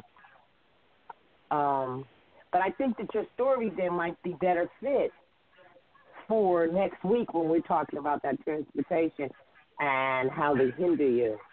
I trust that, Is that next Wednesday?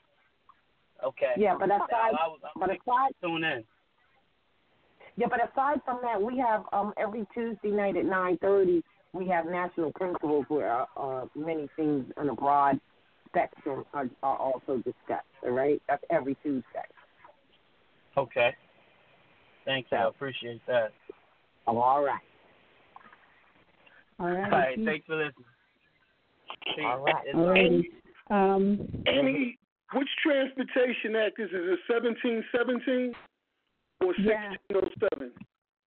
No, it actually, I went back in the book and I looked and I saw 1717, but but I think they're calling it 1717 when it may very well have been like an earlier rendition, but it was, I think it was literally written down in 1717 because they was making little things here and there, and then I think they combined it into the Transportation Act.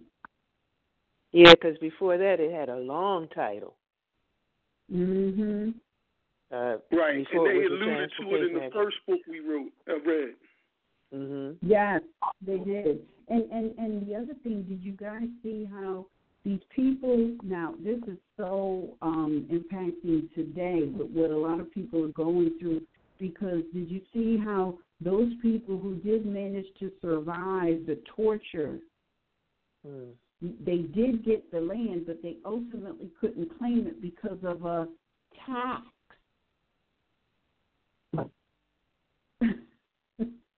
Oh, that brought to mind.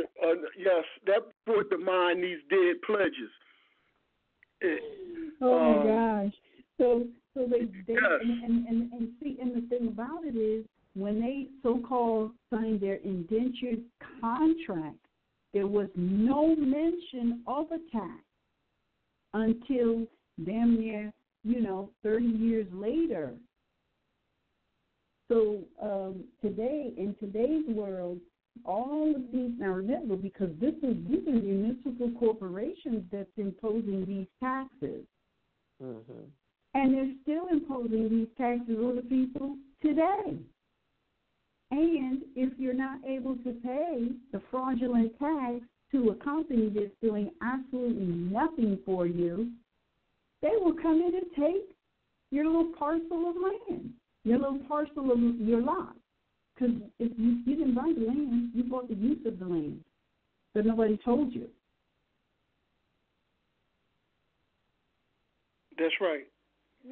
That's right. We read that in the first book. Yep. Sir Richard Raleigh and them, when they gave those grants, and then they just subbed it to those other smaller corporations, and then they subbed it to the people.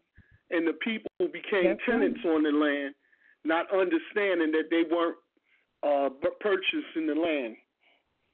That's right. The assumption, the presumption was that, because remember now, the charter that was given or subsequently bought, it entailed a large body of land to be used. So today, what those companies did was they chopped up those like the state or the so-called Commonwealth. They would chop up the territory and sell it to the municipal corporations as lots. And if you go into the land records, that's what they call them. Then those municipal corporations would take those lots and further divide them and sell those as lots.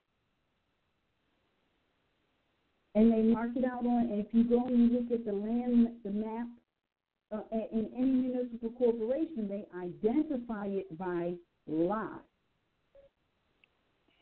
And if you go back into the history of the land record, you'll see that one person controlled a large portion of a lot within a municipal corporation, and they used to grow tobacco, but they didn't have a care for the land, so so they wasn't doing the rotation, and so they stripped the land of tobacco, and now the places where tobacco used to grow very heavily, it doesn't grow anymore. They can't grow it. It doesn't grow. So what they did was they started selling the lot to the people, and the intent was that the people would grow something, and then they would take whatever they harvested to market, and a percentage of their profit would go to the municipal corporation. And they're still doing that today. Because nobody owns the land, you can't sell the land. Nobody was ever selling the land. What people are doing, whatever you want to call it, they're purchasing the use of the land. And just like if you go and you lease a building to start a business, they don't care if your business is successful or not. They want their monthly allotment, and that's what the whole so-called mortgage situation is all about.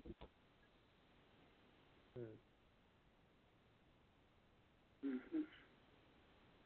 So then you'd have to prove that you are heir to the land and that you are not a tenant. But back to what we said earlier, the contract, because so many people are so excited and don't know that it can be bought, sold, or transferred, that they sign those mortgage agreements without really reading them, because right in the first or second paragraph, it turns into a tenant. It's right there in their face.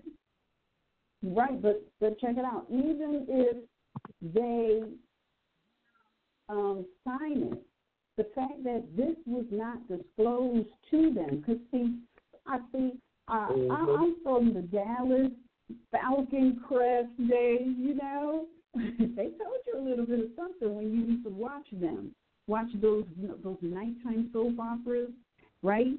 And if you recall, they used to draw up contracts, right? And they would sit down and they would go over the contract line by line.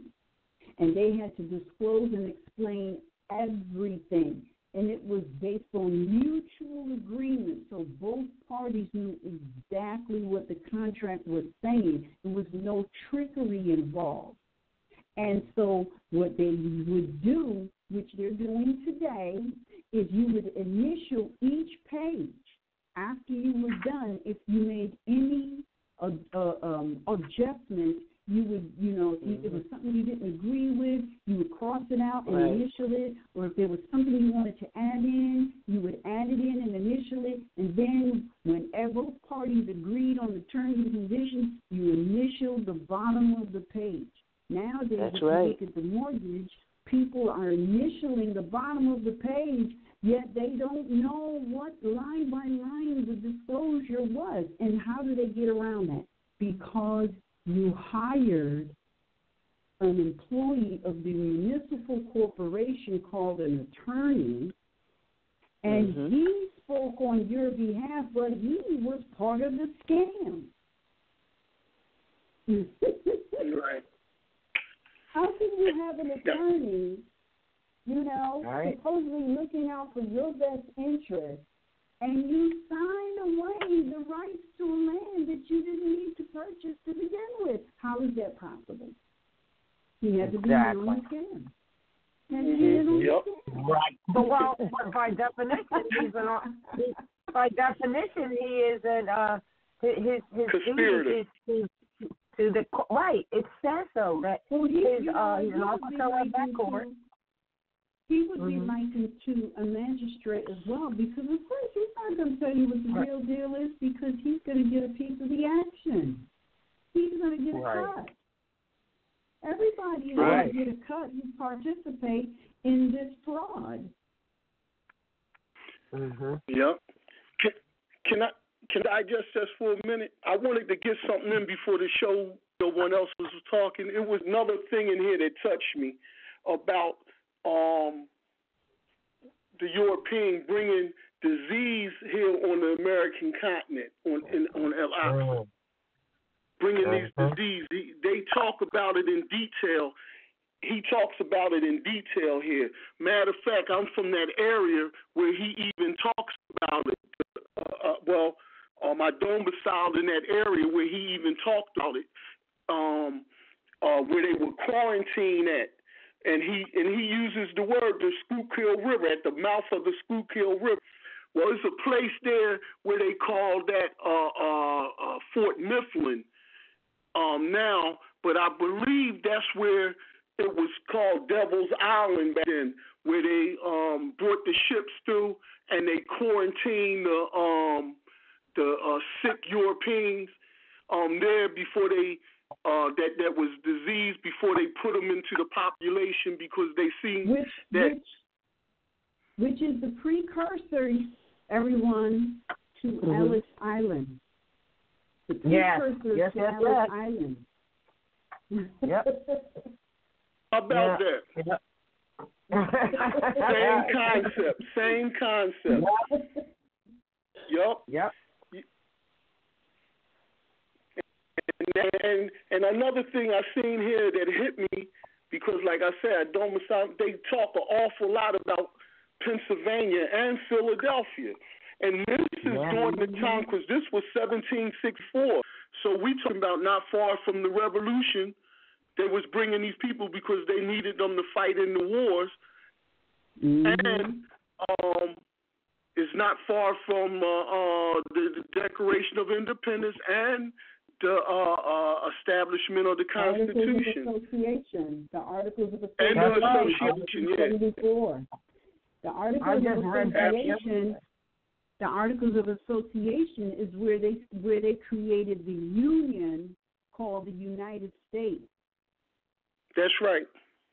That's the union. That's when it was styled, and it was to protect. It was supposed to be a union to protect the original 13 colonies, which was just 13 of the companies that agreed to sign on to the Constitution.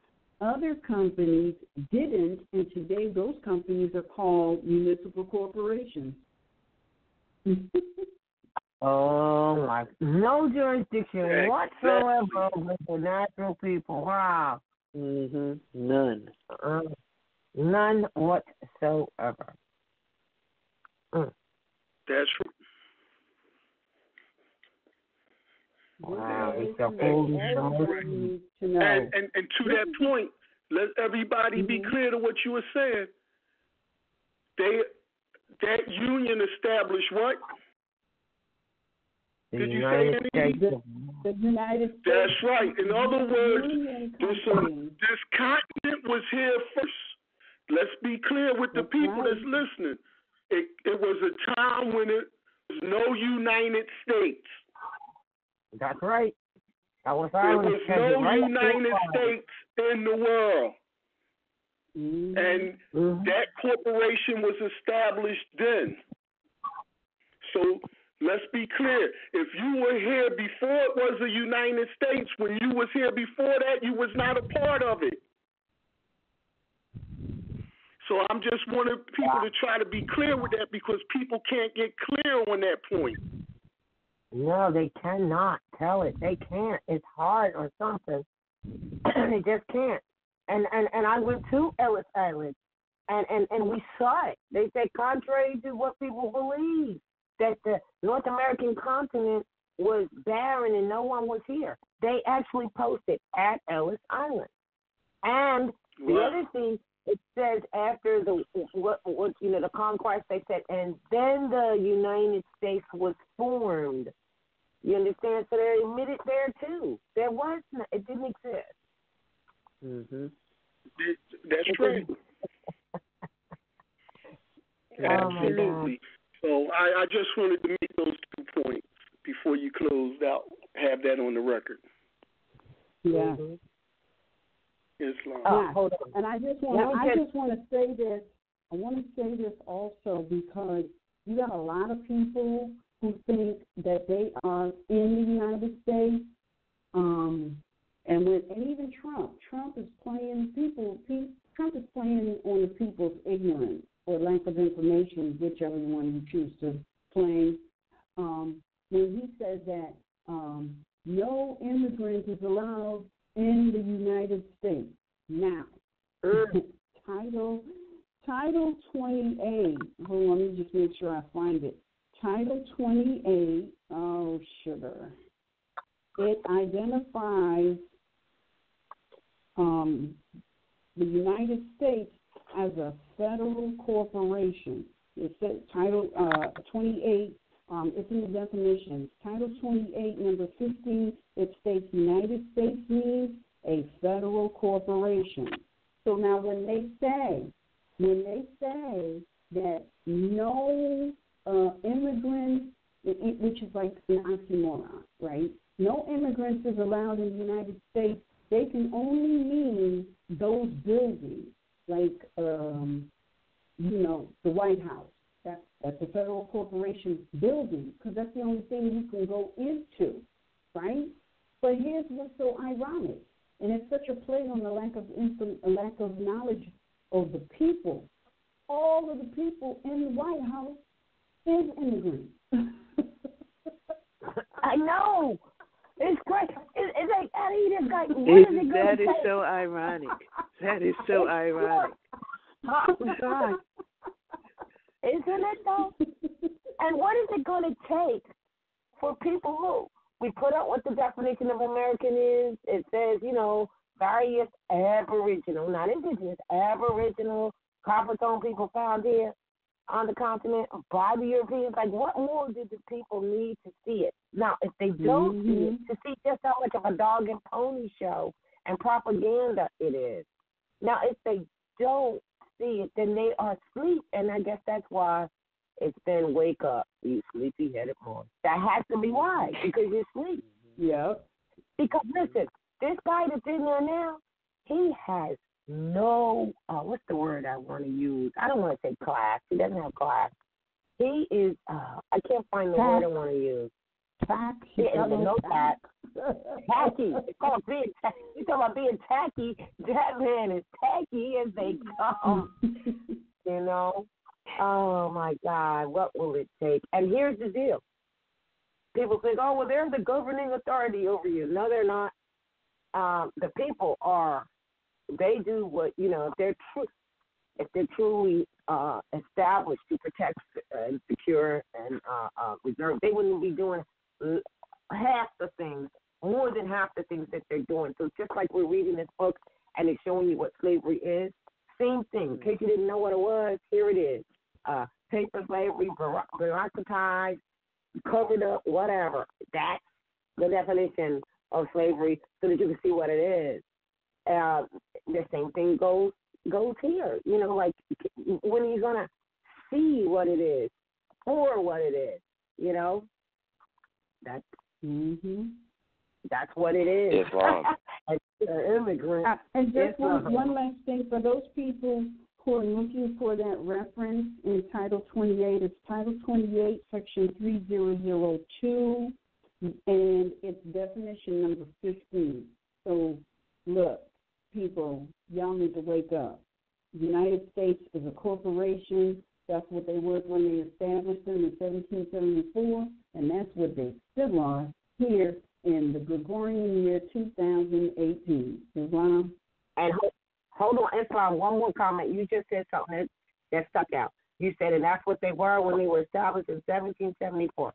Articles of Association when they came to Philadelphia at the existing, and then the prophet said, yeah, well, since the Constitution of 1774, because you must understand the Constitution is an agreement also, he was leading you straight to that. Why?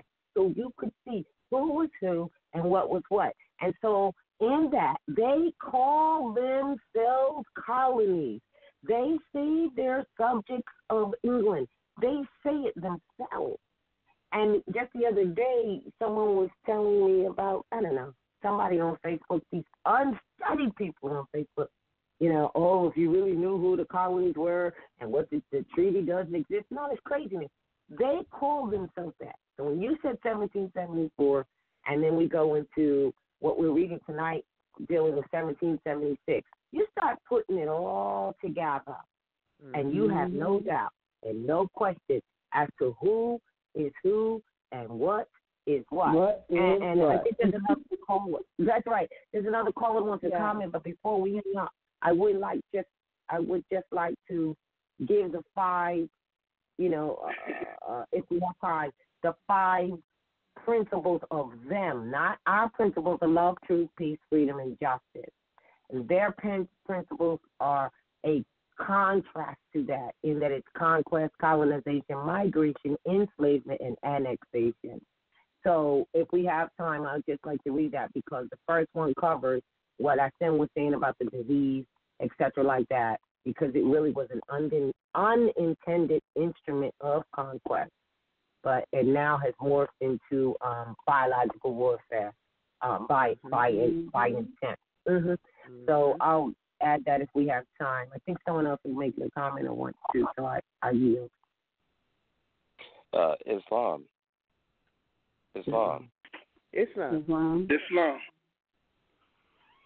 I am Brother Anthony Schenkel-Bey. I just wanted to make a quick observation on page 87 where it talked about, I wanted to say, hypocrisy of churchianity. I think we should call that these days, churchianity. But it made, I see that. It says, then as now, religious hypocrites of churchianity. But before, I don't know how much time we have, but I looked up Deuteronomy because it talked about the hypocrisy of what they're doing as far as slavery.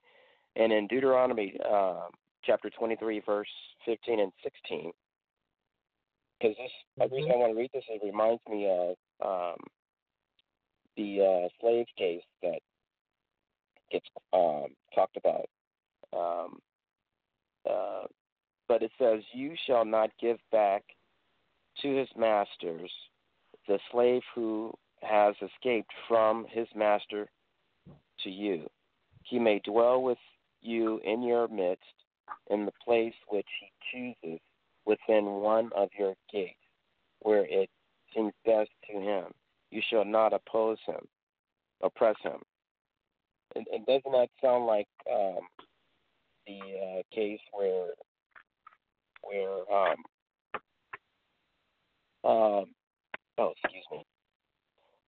the famous case that it's on the tip of my tongue, but where he was in a free territory and then he had to go back to the slave master. Here in their own Christian Bible, again, that's exactly the case. It was on the tip of my tongue. I lost it. The Dred Scott case. Well, I think the point that they were trying to make was that these people was trying to use the Bible to justify enslaving their own brethren. So even when you look at these passages, it tells you that the enslavement cannot be forever, and that they couldn't do certain things that they were in fact doing. Exactly. So even what they was referencing as justification for what they was doing didn't support what they was doing. Oh, absolutely. That's what I was just reading. I don't know if it made sense, but what I was just reading, it's the opposite. You're not supposed to enslave them at all. If somebody runs away, you're supposed to stay in your household wherever he ran to. He's supposed to stay with you.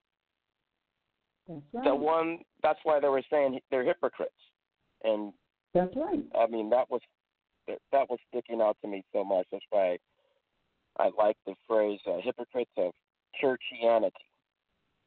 Coming back to that, and also hypocrites because these was so-called quote Puritans who came here, because we read this here, Annie Eden and Roberts did a whole thing for a whole year, and we read the Association of 1641 where they talking about these Puritans. 43. Yeah, that's right. And they talking about these Puritans who themselves left England to escape prosecution for religious freedom. That's correct. So they double, triple hypocrites. Now, if you want to go there, you're right. Even in Christianity itself, you're right. You're saying it. They were persecuted for wanting to have religious freedom, and when they finally did get it, after the Edict of Milan gave them a milestone to allow them to practice their religion, which they call Christianity, which is an orthodoxy, admittedly a belief. And the reason was is they just couldn't understand the nature of God, so that's why it's a belief, right? And they was trying to work it out. But when they did finally get to have their religion called Christianity, they turned right around in their own decree. There's only 3 parts to the decree, and they actually persecuted and ostracized other people. So I think that is for practicing what they wanted to. So I think if we know these things, we look at it better. It's just real. It's just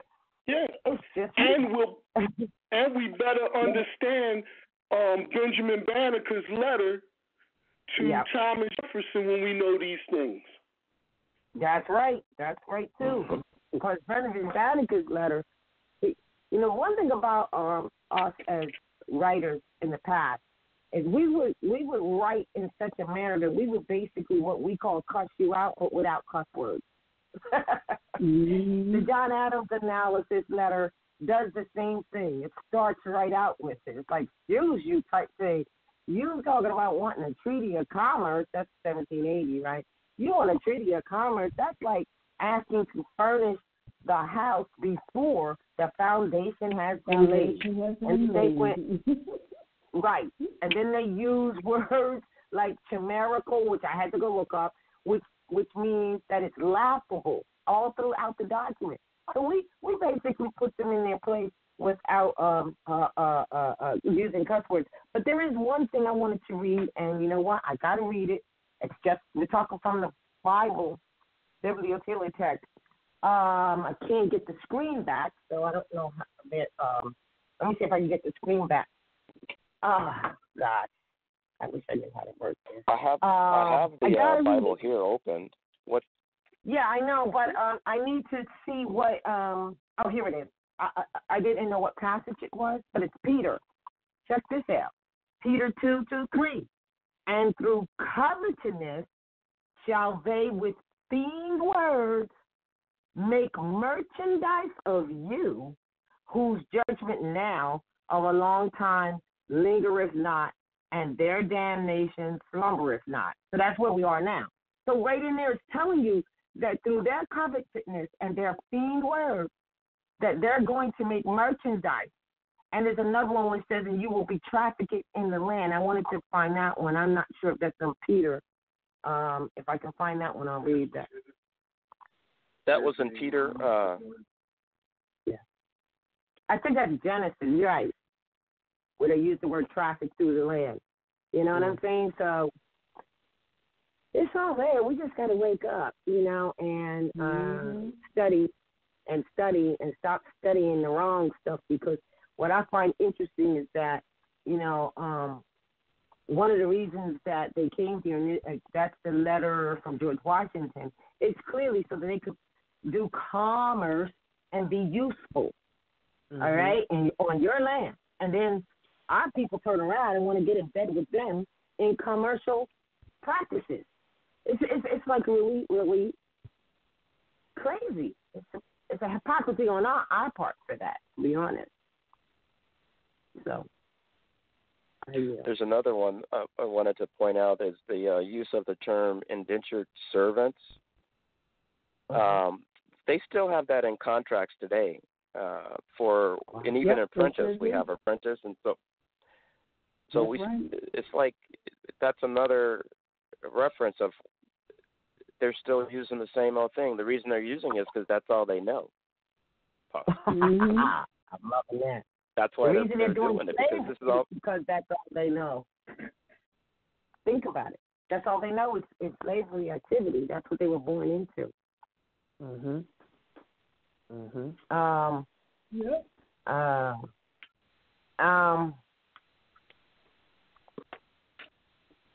Islam? I think it's Islam. Go ahead. My apologies. Islam. It's Brother Hassan, RVBey. How's the family? It's Islam.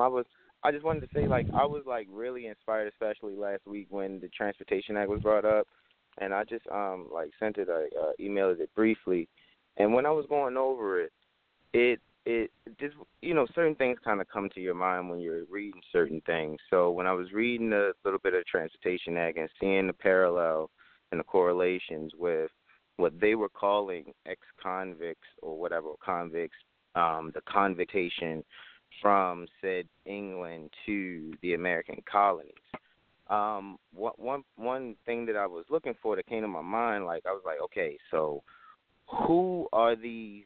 When you look in the law dictionaries, and when I was reading the Transportation Act, they were saying that what the Transportation Act of 1717 and 1718 was based on was something called 4 George 1. Let me make sure I got this correct. they were saying 4 George 1, Cap 11, which was obviously in my head the word statute kind of came to my mind. So I started realizing that in the law dictionaries that a lot of the so-called laws or statutes or whatever they were calling it, that they were enforcing upon whomever at that time, were in the names of kings. And if one was to check their Black's Law Dictionary 2nd edition, in the beginning, in the A section, if you have it on PDF, there's the regnal years, or it's spelled like regnal years, and it goes from like 1066 to like 1905. And just long story short, it just made me trace back like the root of where all this English Inquisition, so you know, and the reason why I use that term because when I kind of looked back at who they had listed first on for the accession of October 14th, 1066, who calls himself William the First, they call him William the Conqueror in some of the research or so-called history. And what I realized in commonality, and just to say it and make it plain, was there was someone who was obviously in rulership at one point in time of whatever area, according to whatever jurisdiction or district that was, right? And he passes away. He goes by the title Edward the Confessor. So when Edward the Confessor passes away, you know, you will read this in what they call the Doomsday books, because it seems like the Doomsday books was like the basis for Inquisition, because what happened was after Edward the Confessor had passed form, we're saying they had the title to the crown when somebody else was already crowned or whatever, for whatever little district they had, whatever business they had going on with that type of word that I'm using for this example. And what I realized was that William the First was called the Duke of Normandy before he took his accession in October 14th of 1066. And what I realized was he wanted to know what everybody owned in the land, how far the land went, like all of that. And it was no different than when you read about inquisitions or a census being done or anything like that. So it just made me look at how when we're reading White Cargo or they were white and they were slaves, and we kind of go back to like, I was thinking like the root, even though I'm pretty sure there's 1,066 years before William the First, because it says it's 1066 when he accessed. But I just was thinking like, okay, so the root of this issue, it seems like mostly it's somebody saying they have rulership or dominion over something, and then someone, you know, saying no, you don't. Somebody rebutting it, and then it turns into a family fight. So, and then it turns into everything. I said we're reading. No, this has nothing to do. The family was nothing to do with the family. The family was British Moors.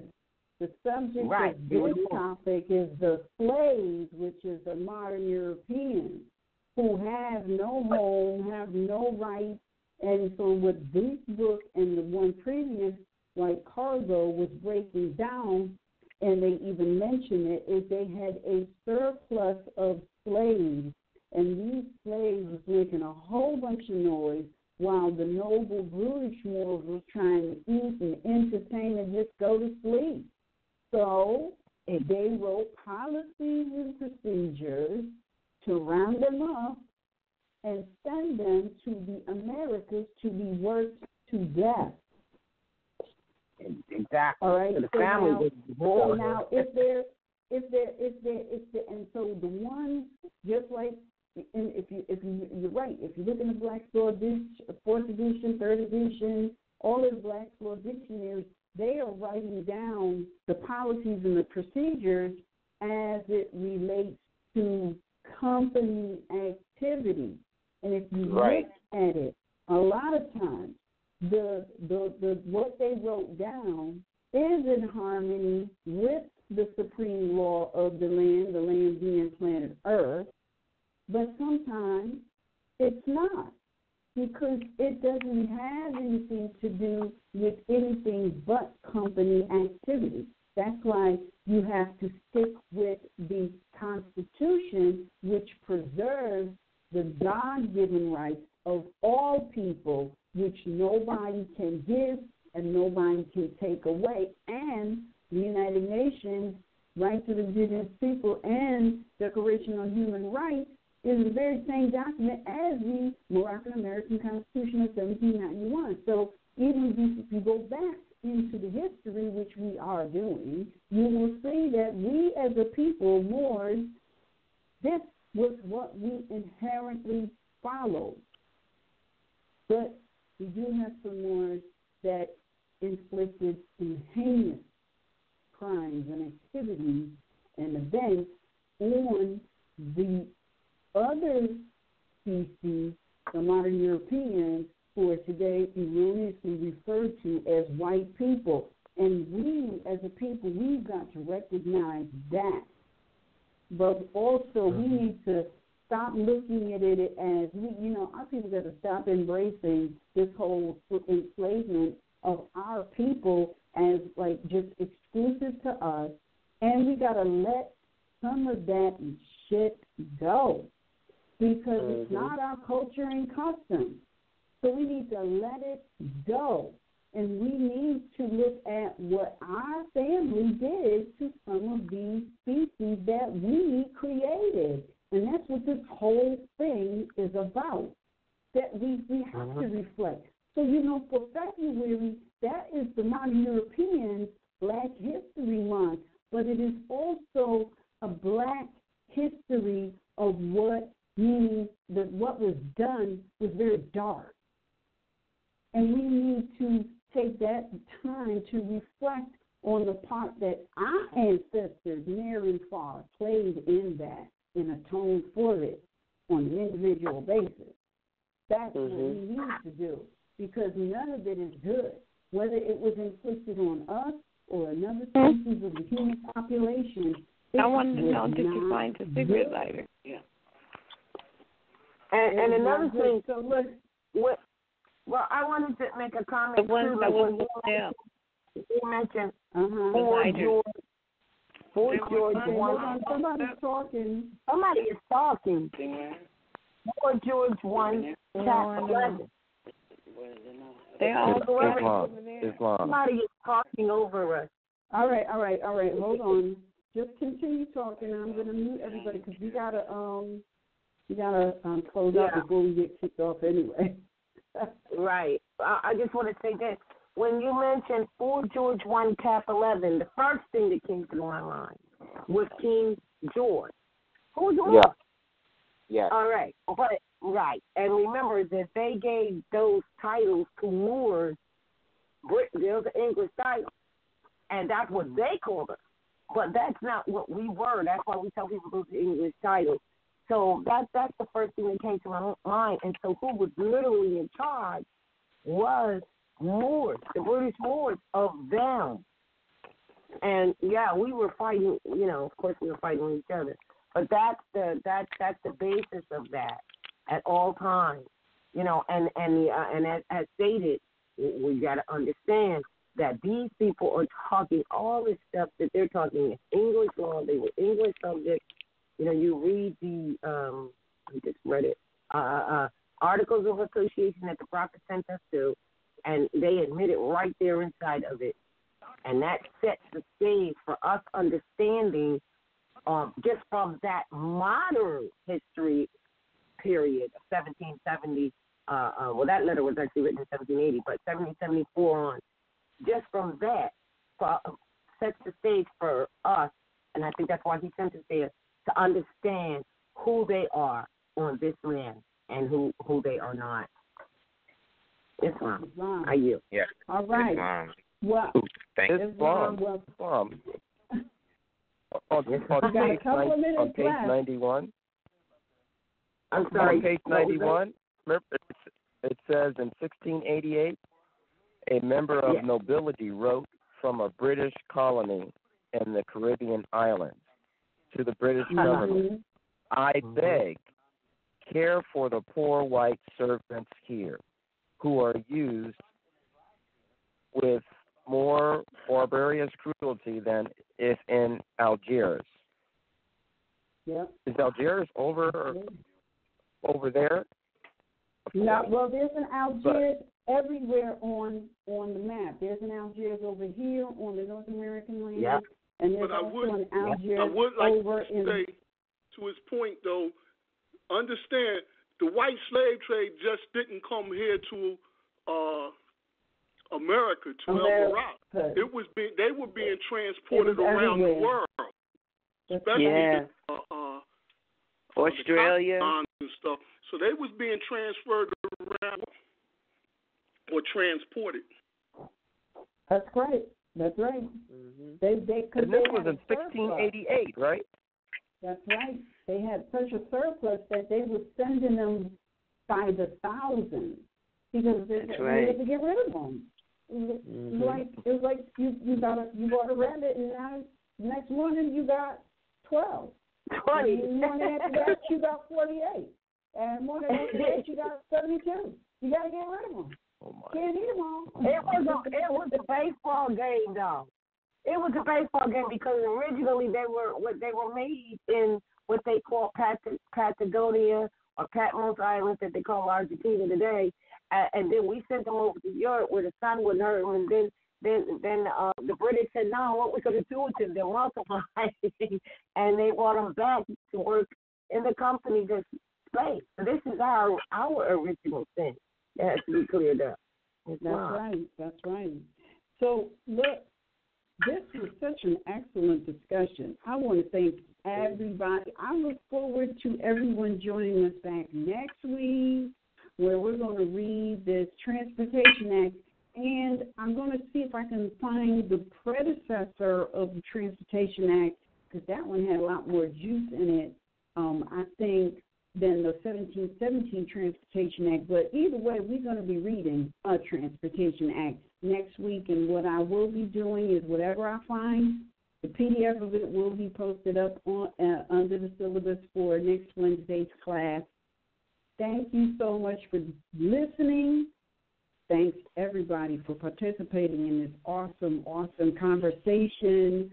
And we shall see you next Tuesday for Principles of Nationality in Action at 7:30, and back here next Wednesday for North Heritage and History School Circle of Readers at 7:30. Peace and love, everyone.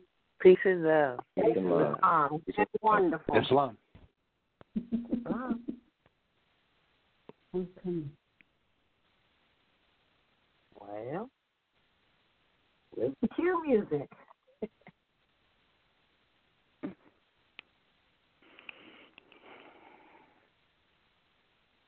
I could do chapter 25 by heart.